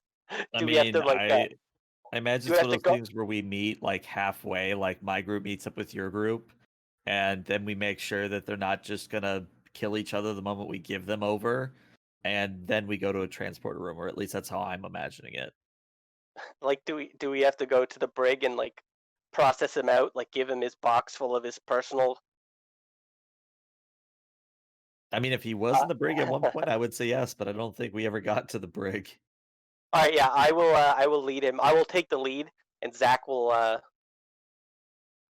be behind the prisoner. Alan, as you're headed towards the transporter, and I think Nix, you're also headed toward the transporter with your group. Let's actually go back to the bridge. On the bridge at this point is Talek and Tessera. Were you able to run the diagnostics that the captain had asked for? I'm sure by this time I will have been doing diagnostics on every single system in this ship, since everything seems to be going wrong. Talek, why don't you give me an engineering reason, difficulty of 4, and Tessera, if you would assist, you can assist with a science reason. Sounds good. On assist, do you get focuses potentially? You do, yep. Surveillance, counter surveillance? Xenobiology, actually. Oh, okay, cool.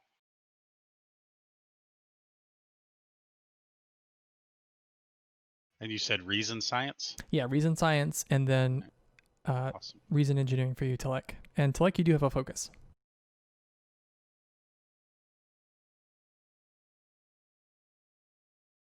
Let's just see how this goes.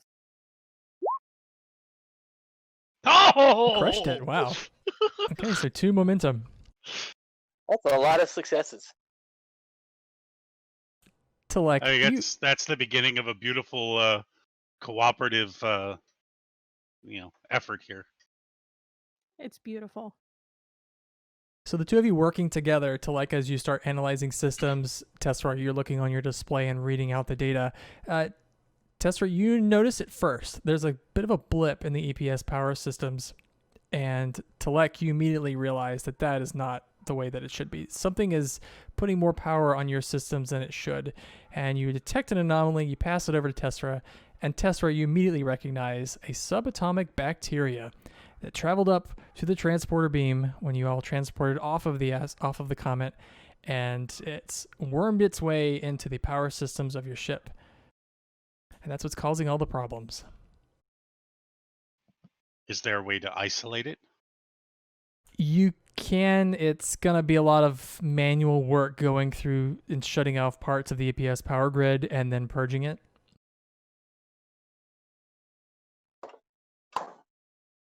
Sounds good. Yeah, Actually, I'll get that rolling. I'm sure I can instruct people to start repairing systems one at a time. is there a way to herd it? You could hurt it possibly by giving it more power. I want to. No, I'm not. Gotta That much stop. of- I'm You not gotta that. sour the milk. I'm not that much of an asshole. I was gonna herd it onto the transporter when the overlookers leave, but we're not gonna do that. On that note, Tessera, why don't you give me a science insight difficulty of 1? And you do have a focus here. Please don't make things worse for us with them.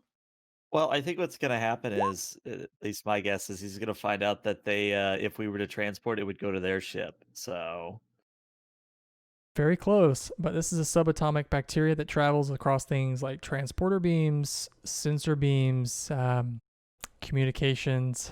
Remember that hailing frequency that you guys had with that vessel? It's also, they've beamed over people.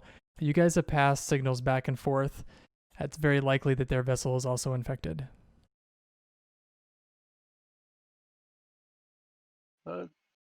Tessera to the captain. this is Nyx. Go ahead. Uh, I cannot think of better way to put it, but we may have we may have gotten infected by a disease of sorts. Okay, is this disease treatable? Yes, but there is high probability that we have passed on our unwanted unwanted visitor to Overlooker as well.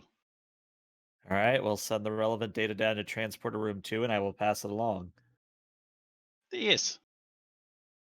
But Tulek was very good at finding out information, by the way.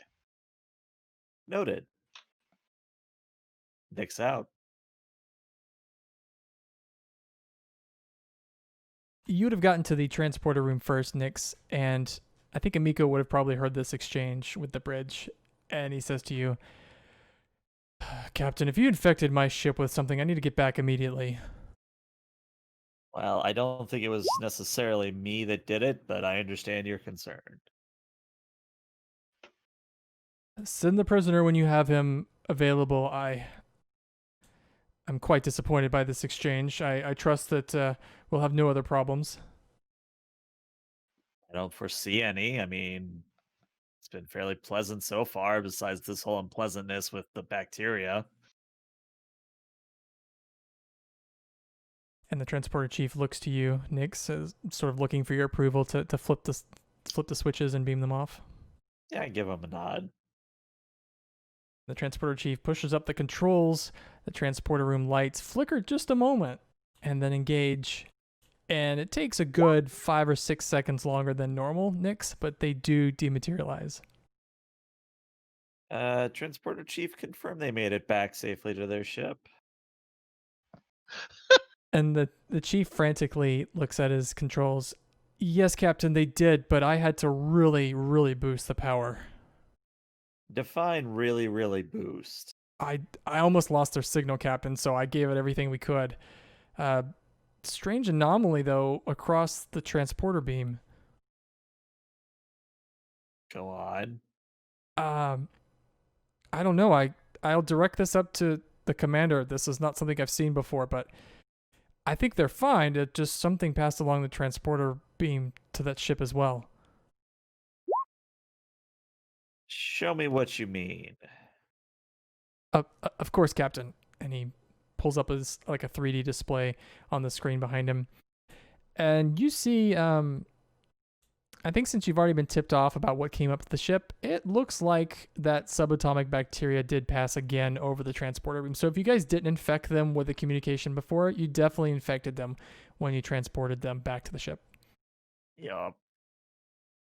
Well, I mean, we did tell them about it, so hopefully they have ways of dealing with it. All right, well, forward this information to Commanders Telek and Tassara.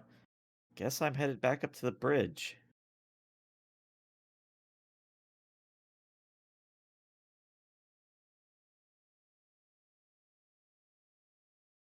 So back on the bridge, Telek, as you're coordinating the engineering teams, your display chimes again, and it's another ship entering sensor range.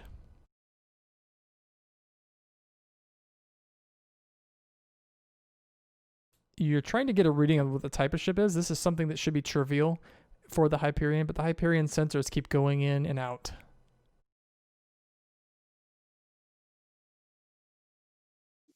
Is it hailing us yet? It is not, but it looks like it's moving in range.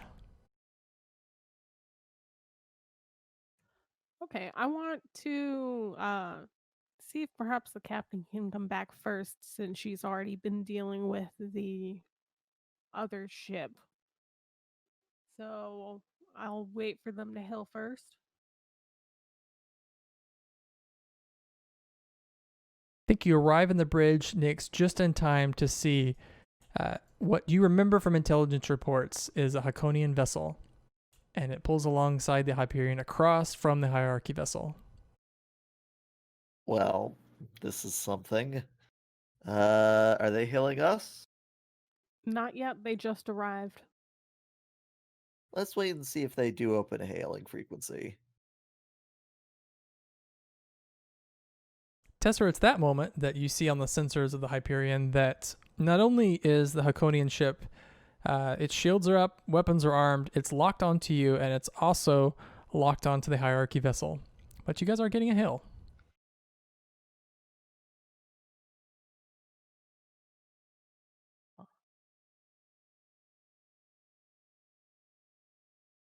Well, yeah, I think we're still at yellow alert, Brad. I don't think we ever stood down from it. Yeah. Well, I had lowered the shields the moment the other ship had lowered theirs and disabled their weapons. Well, I think then at the moment of weapons lock, I think the computer automatically goes to yellow alert. I could be wrong. So with that, Alan would tell Zach to take the prisoner to the brig, and keep him under guard, and then he would book it to the bridge. Yeah, Nyx, you can see on your screen or on your armrest, you guys are getting a hail from the Haconian vessel. You're also getting a hail from the hierarchy vessel. I guess I put it on the main viewer. Which one? The one that's hailing us. And just as she asked to put it on the main viewer, Tessera turns over. By the way, communication will send bacteria. Oh. As they appear on the main viewer. And appearing on the viewer is a Haconian male, and he says, I and Captain Priva of the Haconian Confederacy, you have one of my officers. I expect to have him returned immediately. About that, we found him crash landed on this asteroid you might see off of our port border. We've let him recover. We've rendered what medical aid we can, but bit of an interesting situation. Your neighbors out there in space want him just as much as you do. Of course they do. We're at war. Well, far be it from me to step on your toes or their toes, but I will inform you that there is some form of a bacteriophage that is spreading around this area of space. You may wish to conduct the following scans, and I send them the details. And as you're sending him the details, the view screen's doing that thing where it's cutting in and out and there's static.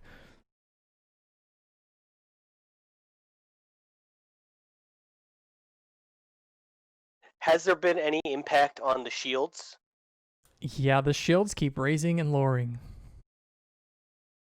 Oh shit.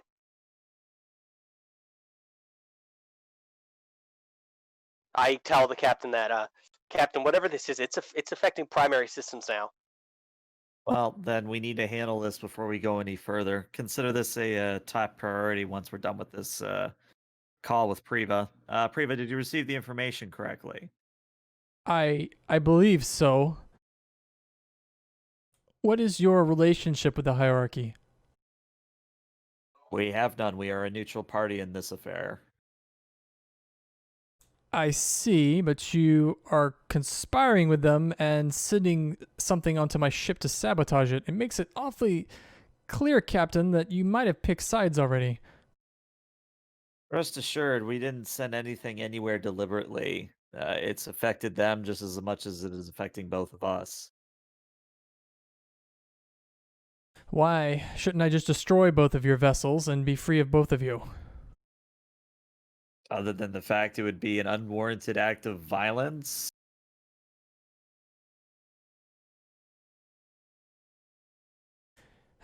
Very well. If you return my officer, we will go on our way. Very well. I will see that it is done. And I end the communication and I turn to Telek and I say, Telek, we have his shuttle, yeah? It's not completely repaired yet, but yes, we do. Well, is it able to at least go at impulse and is it able to travel at impulse and or raise its shields? That's a good question. Would I know if it's able to go at impulse or raise its shields? And before you can reply to Priva, who is still on the view screen, says, "What are you thinking, Captain? Are you just going to turn my officer loose?" No, I did say I turned off the Priva call before I said all that. But it didn't actually turn off. Oh,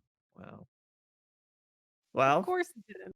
Of course not. Well, I don't know that I would have said that had the viewer remained on. I don't think I would have said any of that. I think we'll say that maybe he didn't hear you exactly, but he's inferring that you might be doing something duplicitous. Well, I literally tap the communication off again, and I wait to make sure it's off this time before saying anything else. And you hit the button, and you have to wait, and then you hit it again, and you have to wait. And the third time, he does actually shut off.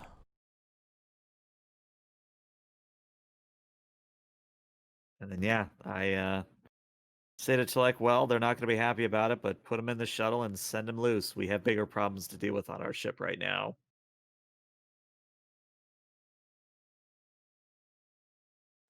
Can do. And I'll go handle it personally, I guess. Thank you. Captain, isn't it possible that putting him in that shuttle could be sentencing him to death? Well, look at it from one way. You either send them definitely to death with the hierarchy, or you give them a fighting chance and possibly make it back to the Haconians. If we deliberately pick one side or the other side's just going to shoot at us. Yes, sir.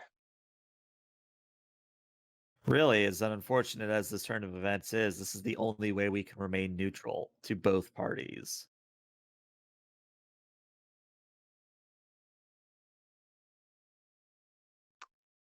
Maybe. Sorry, Captain. No, speak But- your mind.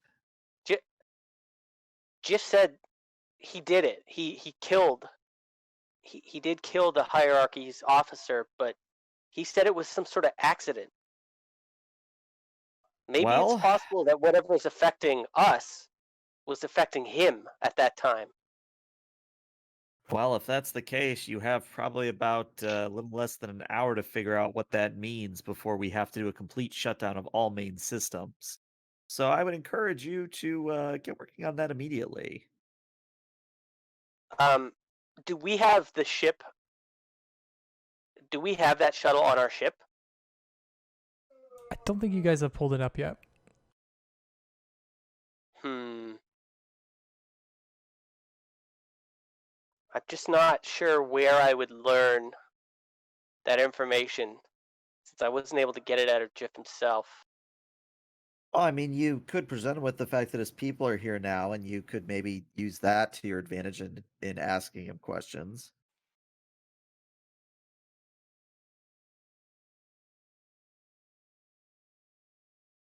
I guess I will go to the brig and I will talk to Jiff again.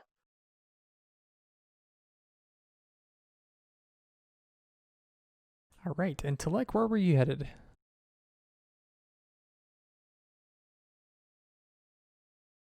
Yeah, if I'm not going to go to him, maybe I'll go to engineering and try to repair some of the systems enough that they'll stay online while all this is happening. Okay. Hopefully enough that we can retrieve the ship. Let's maybe make our way down to engineering.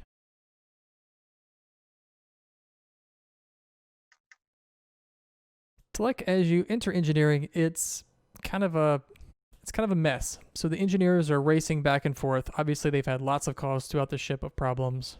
EX-33 is kind of whizzing back and forth, doing repairs himself. And then as you walk in, so what's going on with Wrench? Oh, Wrench is probably working on some sort of the least impactful system possible, considering everything that he's broken so far. At least he's fixing something. Well, if he's fixing it, we don't know yet. He's definitely adding more power to it, though. It's Please probably let the me have hope. He probably has a tricorder, but on the back you can see there's like 4 batteries stacked up and wrapped around it. And he's definitely attempting to make the world's most powerful tricorder. I think, Wrench, the vital system that you're working on is probably the uniform replicator. So it's probably a replicator on the ship that only replicates uniforms. Perfect. But instead of actually going in and fixing the actual problem, he's attempting to instead make this system more powerful by attaching a Binford 5000 fusion generator so that this thing can produce 20,000 uniforms in one use. Seems very practical. And you could see around him the failed tests, like half replicated uniforms. Some of them have burned somehow, and he's just like he's having the greatest time since no one has checked in on him in like a day. Ensign Wrench, EX-33, how are the repairs going? And 33 says, Commander, it's very good to see you today. We are working on multiple damaged systems throughout the ship. Commander, I'll have these uniforms, the uniform replicator fixed in no time. And you see, it's just chaos around him. I'm gonna go up by EX-33 and personally look at whatever the closest readout is and just see what parts of the ship are working fine, what is not working fine. I want to make sure that the most important systems are at least working, and we can deactivate ones that we don't need to be taking any of the power right now. And what you're seeing is the systems that use the most power are the ones that are starting to be affected by this bacteria. It started off with the transporter system and systems that were linked to the transporter, like, or similar to the transporter, like replicators and things. And then it seems that the bacteria have traveled through the EPS system, headed towards the higher powered systems, sort of like weapons are being affected, phasers, shields. Warp drive is also starting to behave erratically.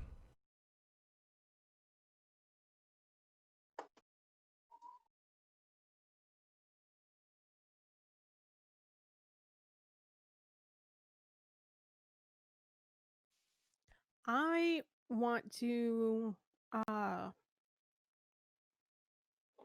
try to maintain life support, I suppose, and well, not I suppose, definitely life support. And shields definitely. I might not prioritize weapons, even though I probably should since we're in some trouble, but I just want to make sure that those are still up and running. And maybe we can we block this bacteria into one place, or we can't hurt it, right? You said that. You know that if you give it more power, you can move it to a different location. So you've noticed that it seems to be like going through the ship systems headed towards areas of higher power. So you can come up with, I think actually Tessar came up with the idea that you could increase power to a certain system, even if it's not like an essential system, and it would probably draw them away. I think you probably see that in practice too, as Wrench hits the button on the replicator and there's like a power surge, and for like 2 seconds it works perfectly, and then boom, a plasma conduit like smokes, and like you can see the black mark on the wall, and he's like, "Ah, oh, I thought I had it that time." And, how much power can you safely get to that replicator? oh, Commander, if you want me to use more power, Safely. Yeah, I could do that. Safely is the important word here. Come on, Al, we got work to do. And 33 floats over and he says, Mr. Wrench, it is apparent to me that to get the most amount of power, we could connect your device to the warp core. Oh, the warp core. I believe the quantum slipstream drive systems provide us with a high amount of power that could be channeled into our device. Commander, I know I need special permission to touch anything close to the warp core, so...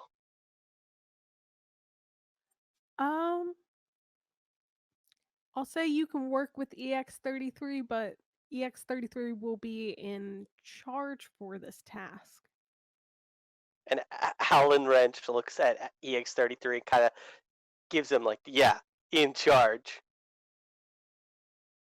And the No, I legitimately mean that.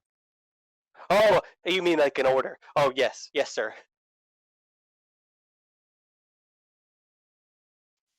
Okay, make this happen.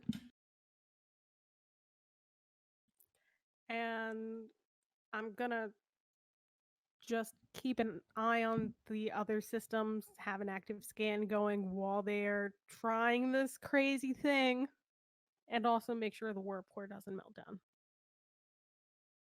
So let's maybe make this difficulty based on the systems that you want to purge. And the difficulty will be starting at 1, and for every system you want to purge, I will add an additional number to it. So let's say if you want to purge the shields, that would make it a difficulty of 2. If you also want to purge, I believe you said life support, that'll make it a difficulty of 3. And we can keep adding on if you want, but those 2 basic systems you said would be a difficulty of 3. What would it be to purge all of it?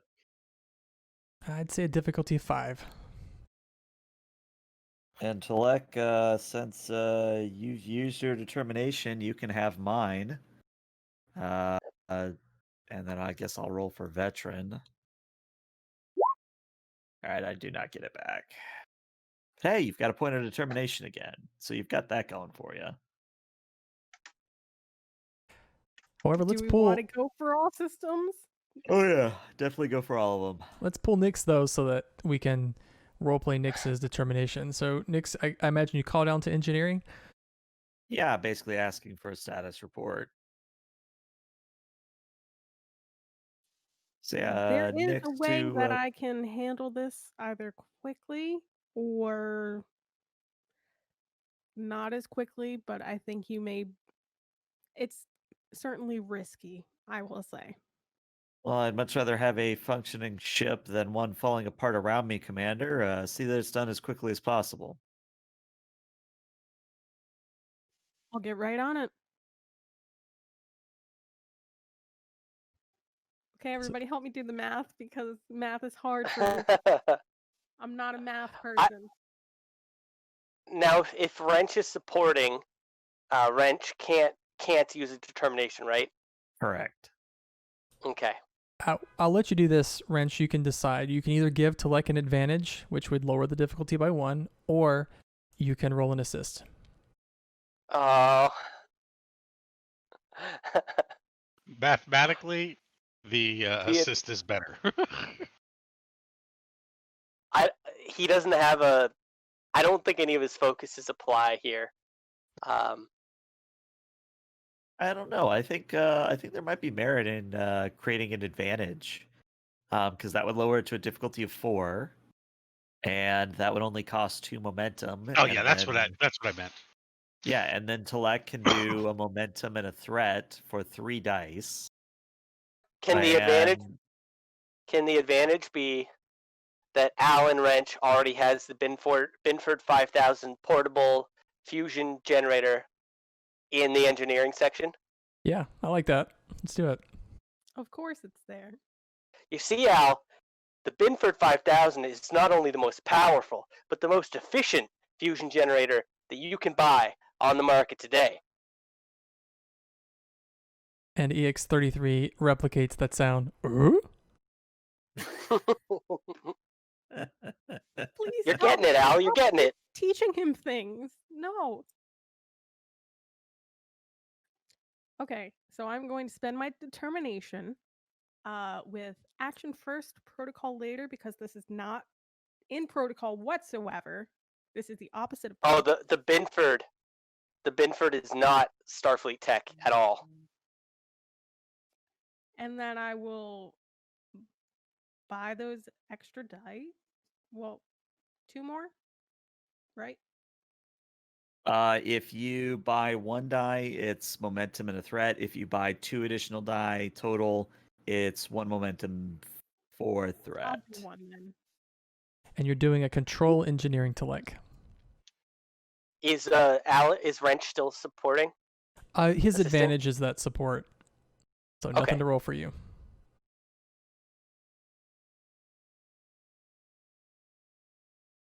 I definitely have an applicable focus. I know this one this time. Yeah.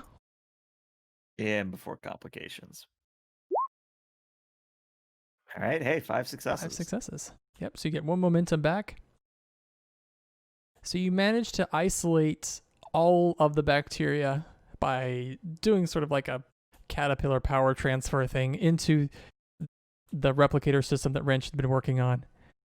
And immediately, Wrench, the replicator that you were so proud of that could replicate 20,000 Starfleet uniforms of different shapes, sizes, and colors, immediately starts to smoke. There's a crash and a bang, and it just spits out a red shirt, and then it's dead.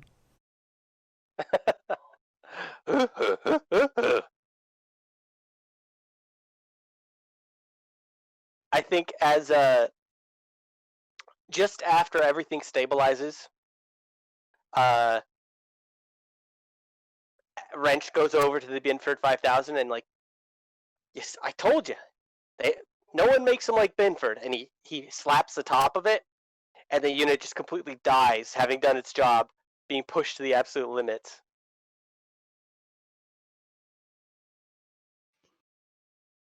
That we're actually going to cut I this. will call up to the captain and let her know that this happened successfully. I'm sorry, you used a Binford what? Ensign Wrench has some very unique equipment down here that we managed to use successfully this time.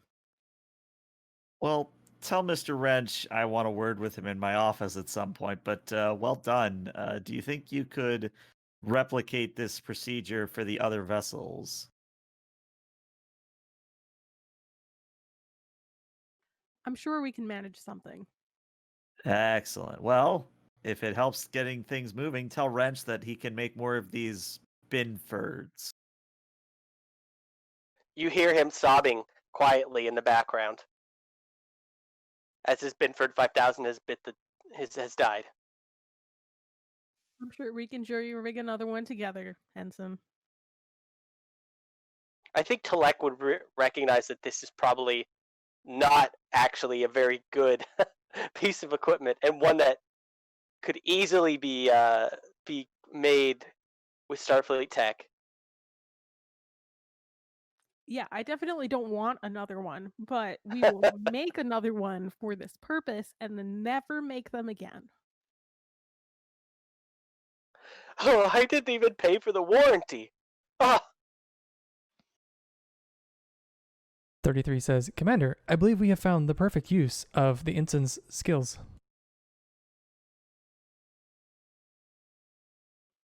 Absolutely. I will definitely write this up in my report that it was a job well done, Ensign. And that probably is nothing to him because he is totally in grief from his poor machinery. But, you know, And I will all as that through him. as you say that, the like a little part of the machine like pops and black smoke spits into his face.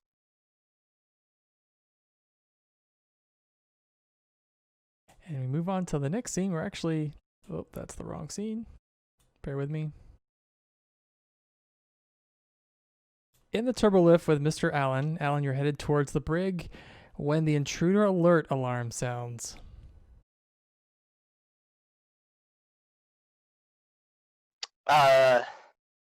Computer, what is the nature of where is the intruder? Intruder is on deck, let's say deck 8. That you notice there are a number of things on deck 8. Including the brig? Including the brig. I And also main sick bay.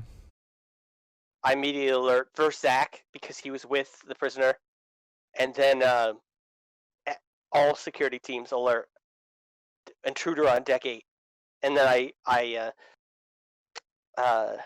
turbolift deck 8. And Zach replies, Lieutenant, yes, you will need to get down here. That is a situation that I am quite unprepared for.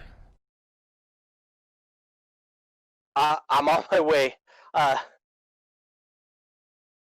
on my way, and I pull my Type 2 phaser and set it to stun, and I make my way towards the brig as fast as possible.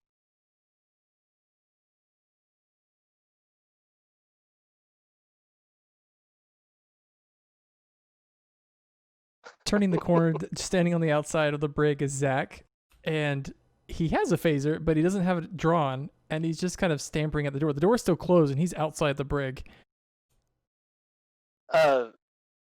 Chief? Hello, Lieutenant. This was never in the training manual. What's going on? I thought you were supposed to be, and he points to the door. Perhaps you should deal with this situation, Lieutenant. I see that Zach is not holding his phaser, so I put mine away. And I approach the door, and I press the button to open it. And as the door opens, Zach says, yes, you will not be needing a phaser. And in the brig is Efru and Jeff, and they are in a deep and very impassionate embrace. It's obvious they have been away from each other for a while. It's a very deep kiss. Efru is actually kind of dipping Jeff down as she's kissing him very affectionately. Are they naked? They're not naked, but it's, Good. definitely Woo! maybe running the bases if they were left alone for a long enough time. Okay. Alan will I'll motion for Zach to come in with me, and I will I'll walk up to the force field. Are they both behind the force field now? Yeah, it looks like Ifru might have transported herself not only into the brig, but also like in the containment unit with Jiff somehow. You remembering that the power fluctuations were happening at the same time, your shields were down, so she might have found a way to slip in. I just approach the force field and slowly just go. It takes a moment, and they both pull out of it, and Jiff is straightening his uniform, and Ifru still has an arm around his waist, and he says, hello, Lieutenant.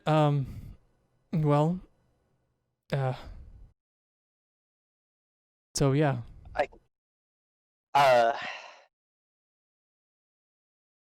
This is awkward. So you and you are like a thing? Jiff kind of stammers a little bit. Well, it sort of happened. We didn't really intend for it to. While I was dealing with, I was working in the negotiations with Mr. Xanarin, I met Ifru, and it was love at first sight. And Xanarin, he couldn't accept it, and he attacked me, and in the scuffle, I killed him. It was an accident. I really didn't mean to. He just couldn't handle the fact that his cousin and I were in love.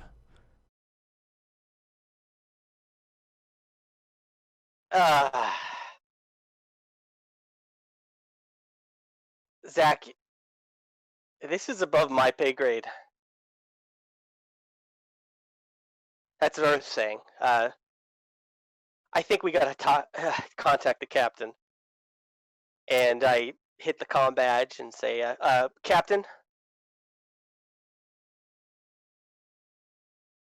And there is that noticeable pause when Nix finally answers and says, yes, what can I do for you? Did you figure out what the intruder was? Yeah, we actually have the intruder in the brig already, so yay for me and my security team, but this is a situation that I think requires your special touch. Can you be a bit more specific? Our prisoner and one of our new friends appear to be in a romantic relationship. Right? You guys are this is a relationship? And Ifru moves in, and she says, yes, we are deeply in love. Yeah, it's not a captain, it's not like a one-night stand thing. Oh, Lord, you have your comm badge on, yes? Yes, sir. I need you to forward those audio logs to my console, please. And Jiff says, please, right away. Please, Lieutenant, you must use discretion. If the others react in the way that Xanarin did, I'm afraid what would happen to Ufra, and I don't even know what would happen with my own people. We've been at war. It's been a bloody conflict. I'm just afraid they won't understand.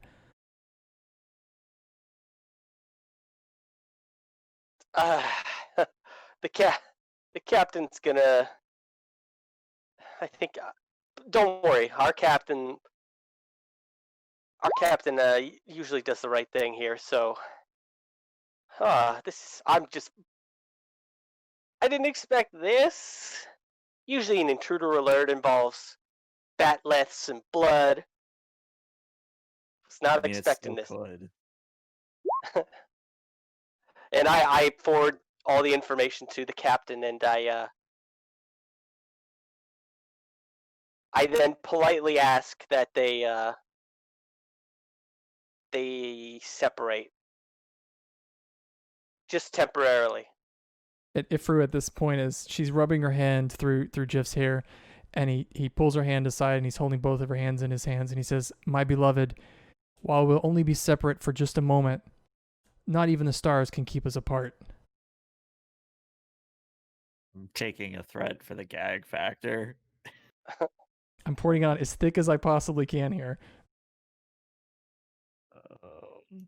But yeah, once Nyx actually gets this information, she sort of looks at it, listens to the audio log, sighs, rubs her head in thought, and says, "All right, so we have a Romeo and Juliet situation. If I tell the father, he's just going to get upset and try to blow them up. If I tell the other side, they're just going to blow that other side up. Tell you what, I think I know how to do this. Open me a channel to both ships at once, please."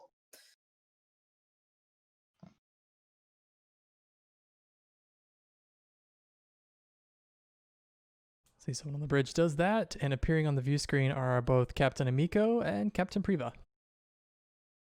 All right. So once I see them both, I say, "Well, thank you, gentlemen, for meeting with me on such short notice. I have good news and not really bad news, more neutral news. The good news is that we have come up with a cure, quote unquote, for the bacteria that has been infesting all of our ships. And I am happy to share that information and equipment on one condition." Miko says, "So you found a cure for your STD, your space transmitted disease." All I gotta I say, mean- Josh, is I was gonna use that line, but I decided not to. There is no line, John, you will find. I cross it all the time. You had to have that prepared. Oh, he did. We all know he did. But I sort of sigh and shake my head and says, "Look, wherever this thing came from, it doesn't matter. The point is we know how to get rid of it." And Priva says, "Okay, do send us whatever you need and return Jiff immediately, and I guess we can continue this war, Captain Amico. I'll give you a chance to run." Well, that's actually sort of the neutral news. What would you say if I were to tell you that this entire war's premise is based on a falsehood? Amico says, "A clever ruse. I would expect nothing less, based off all the deception that we've seen before." Well, what if I were to tell you that that deception's a really close at hand for some of you? Priva says, "If you're playing a game here, Captain, I'm not amused." No, no games here. And I look at Amico and I say, "Captain Amico, where's your first officer right now?" "My daughter is in engineering. She's an accomplished engineer. She's dealing with all the power outages and system failures. Why are you You concerned might about want to my double daughter?" check that. He taps the button. You see he's tapping it probably a few times, might be having the same problems that you were having on the Hyperion. He says, "You've captured my daughter? This means war." No, she beamed herself to my brig. Now, do I have to spell it out for you two gentlemen, or do you get where I'm going with this? And Priva laughs. "Apparently, Captain, I underestimated you. You'll make a great ally to the Laconian people." Oh no, I still don't intend to ally with either side here. I just want to see a pointless war stop, especially when it's over something as I'm not going to say simple misunderstanding because someone did die, but I mean at least go to war with the right reasons. They kind of look at each other. And Priva says, "Captain, as I said before, I'm not here to play games." Well, that's sort of the sticky situation we find ourselves in that I have two quote unquote prisoners that don't want to go back to either of you.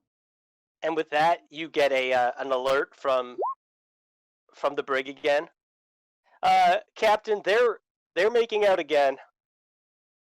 Thank you, because that's over the comms, and Priva and Amico just heard that. Thank you. Thank you, Alan. Thanks. Amico says, What do you mean, again? What is going on that ship? Mr. Tassara, would you kindly explain the act of romance to our esteemed captains? Mostly because I want to see John try and pull this off. Oh, it would be best to just this. And he's Oh, going God. to route the sound from the brig through the comms. Oh, God. And really what you hear, it's a lot of, kissing noises and suckling and all of that. But over that is occasionally... And he'll also include a picture. Oh, the video feed? God. Okay. Yeah, the video feed. And the look of horror that's on both the captains' faces on the view screen starts off there's slow. one of mine, too. Starts off slow and gradually gets worse. Priva says, What kind of deception is this? I can't... What am I seeing? You are seeing the act of sexual intercourse. It's not that far yet. He but says these two are- completely deadpan. He shares that information. Ifru and Jif are very, they definitely have missed each other. They're definitely a romantic couple, and we'll just leave it at that. But there's silence across the view screen. Neither side is talking anymore. Well, captains, that's what I mean. Any questions? And Amiko says, I don't know what to make of this. Good, that makes two of us. Well, it depends on whether or not your species are biologically compatible. Sarah, shut up. No.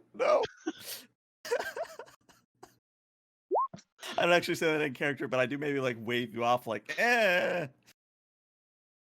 Biologically compatible? I don't understand. How far has this gone? Quite far from what my understanding is. So Nyx, at this point, if you could give me a command presence, and where this is going is really going to affect their reaction if it's hostile or not hostile on how they want to proceed next. So this is kind of an important role, but I'd like to assist. Okay. Command presence difficulty 4, and Tessera, how would you assist?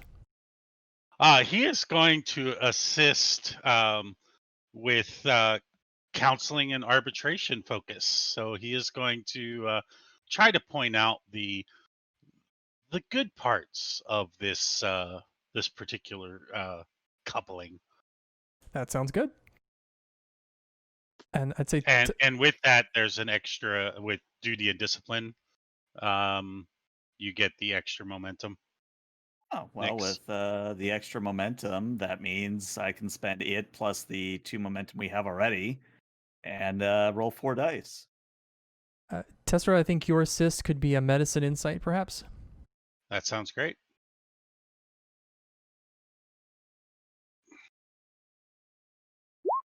Well, I have a grand total of 5 successes to start with. Very nice. 6 successes total. So you guys crushed it. You have 2 momentum, but I'm going to make you guys, since you rolled so well, what do you say to them that it's going to have a great effect? I do the Nyx maneuver where I stand up, straighten my uniform, and cross my arms. Well, captains, I think we are sort of at a crossroads right now.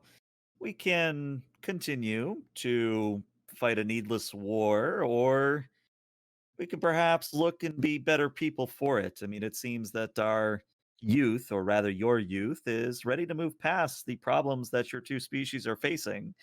Perhaps we should look to them as for guidance. And I think that's what I'll say. There is an old Earth saying that the children are our future, and maybe they are showing you the path to your future. The 2 of them look at each other. Perhaps if this war was started by accident, this is Amika speaking, then we owe it to our people to at least try to reconcile if Jiff knows something and my daughter knows something, we should listen to them. I trust my daughter's judgment. If she sees good character in this person, then I should at least give them the benefit of the doubt. And Captain Priva says, I am horrified beyond the ability for rational thought at this moment. I will stand down and consult my ancestors. Oh, with that, Tessera turns off the feed from the brig. Yeah.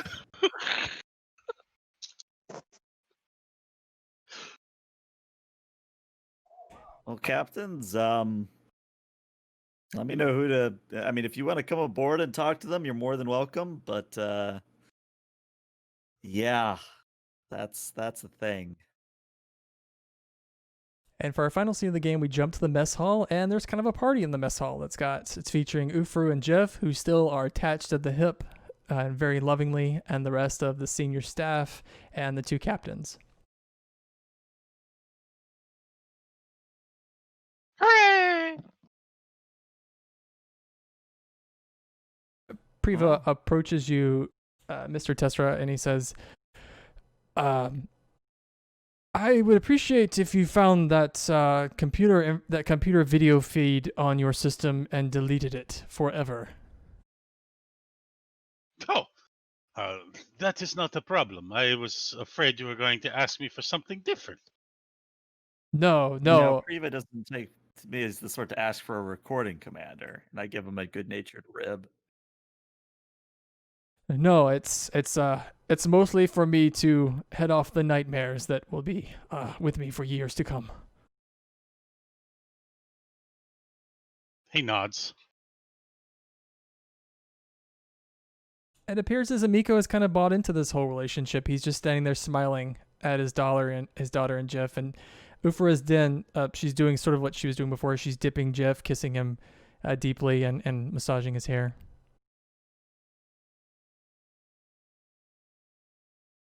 Out of curiosity, just because Tessa's this kind of person, he is going to attempt to find out whether or not they are biologically compatible with a quick scan. So Tessera, you pull out your tricorder and you're, doing you have like maybe it's a medical tricorder and you have the external device and you're running it up and down and there's a beep. And as you look on the results on your tricorder, that's actually where we will stop the game today.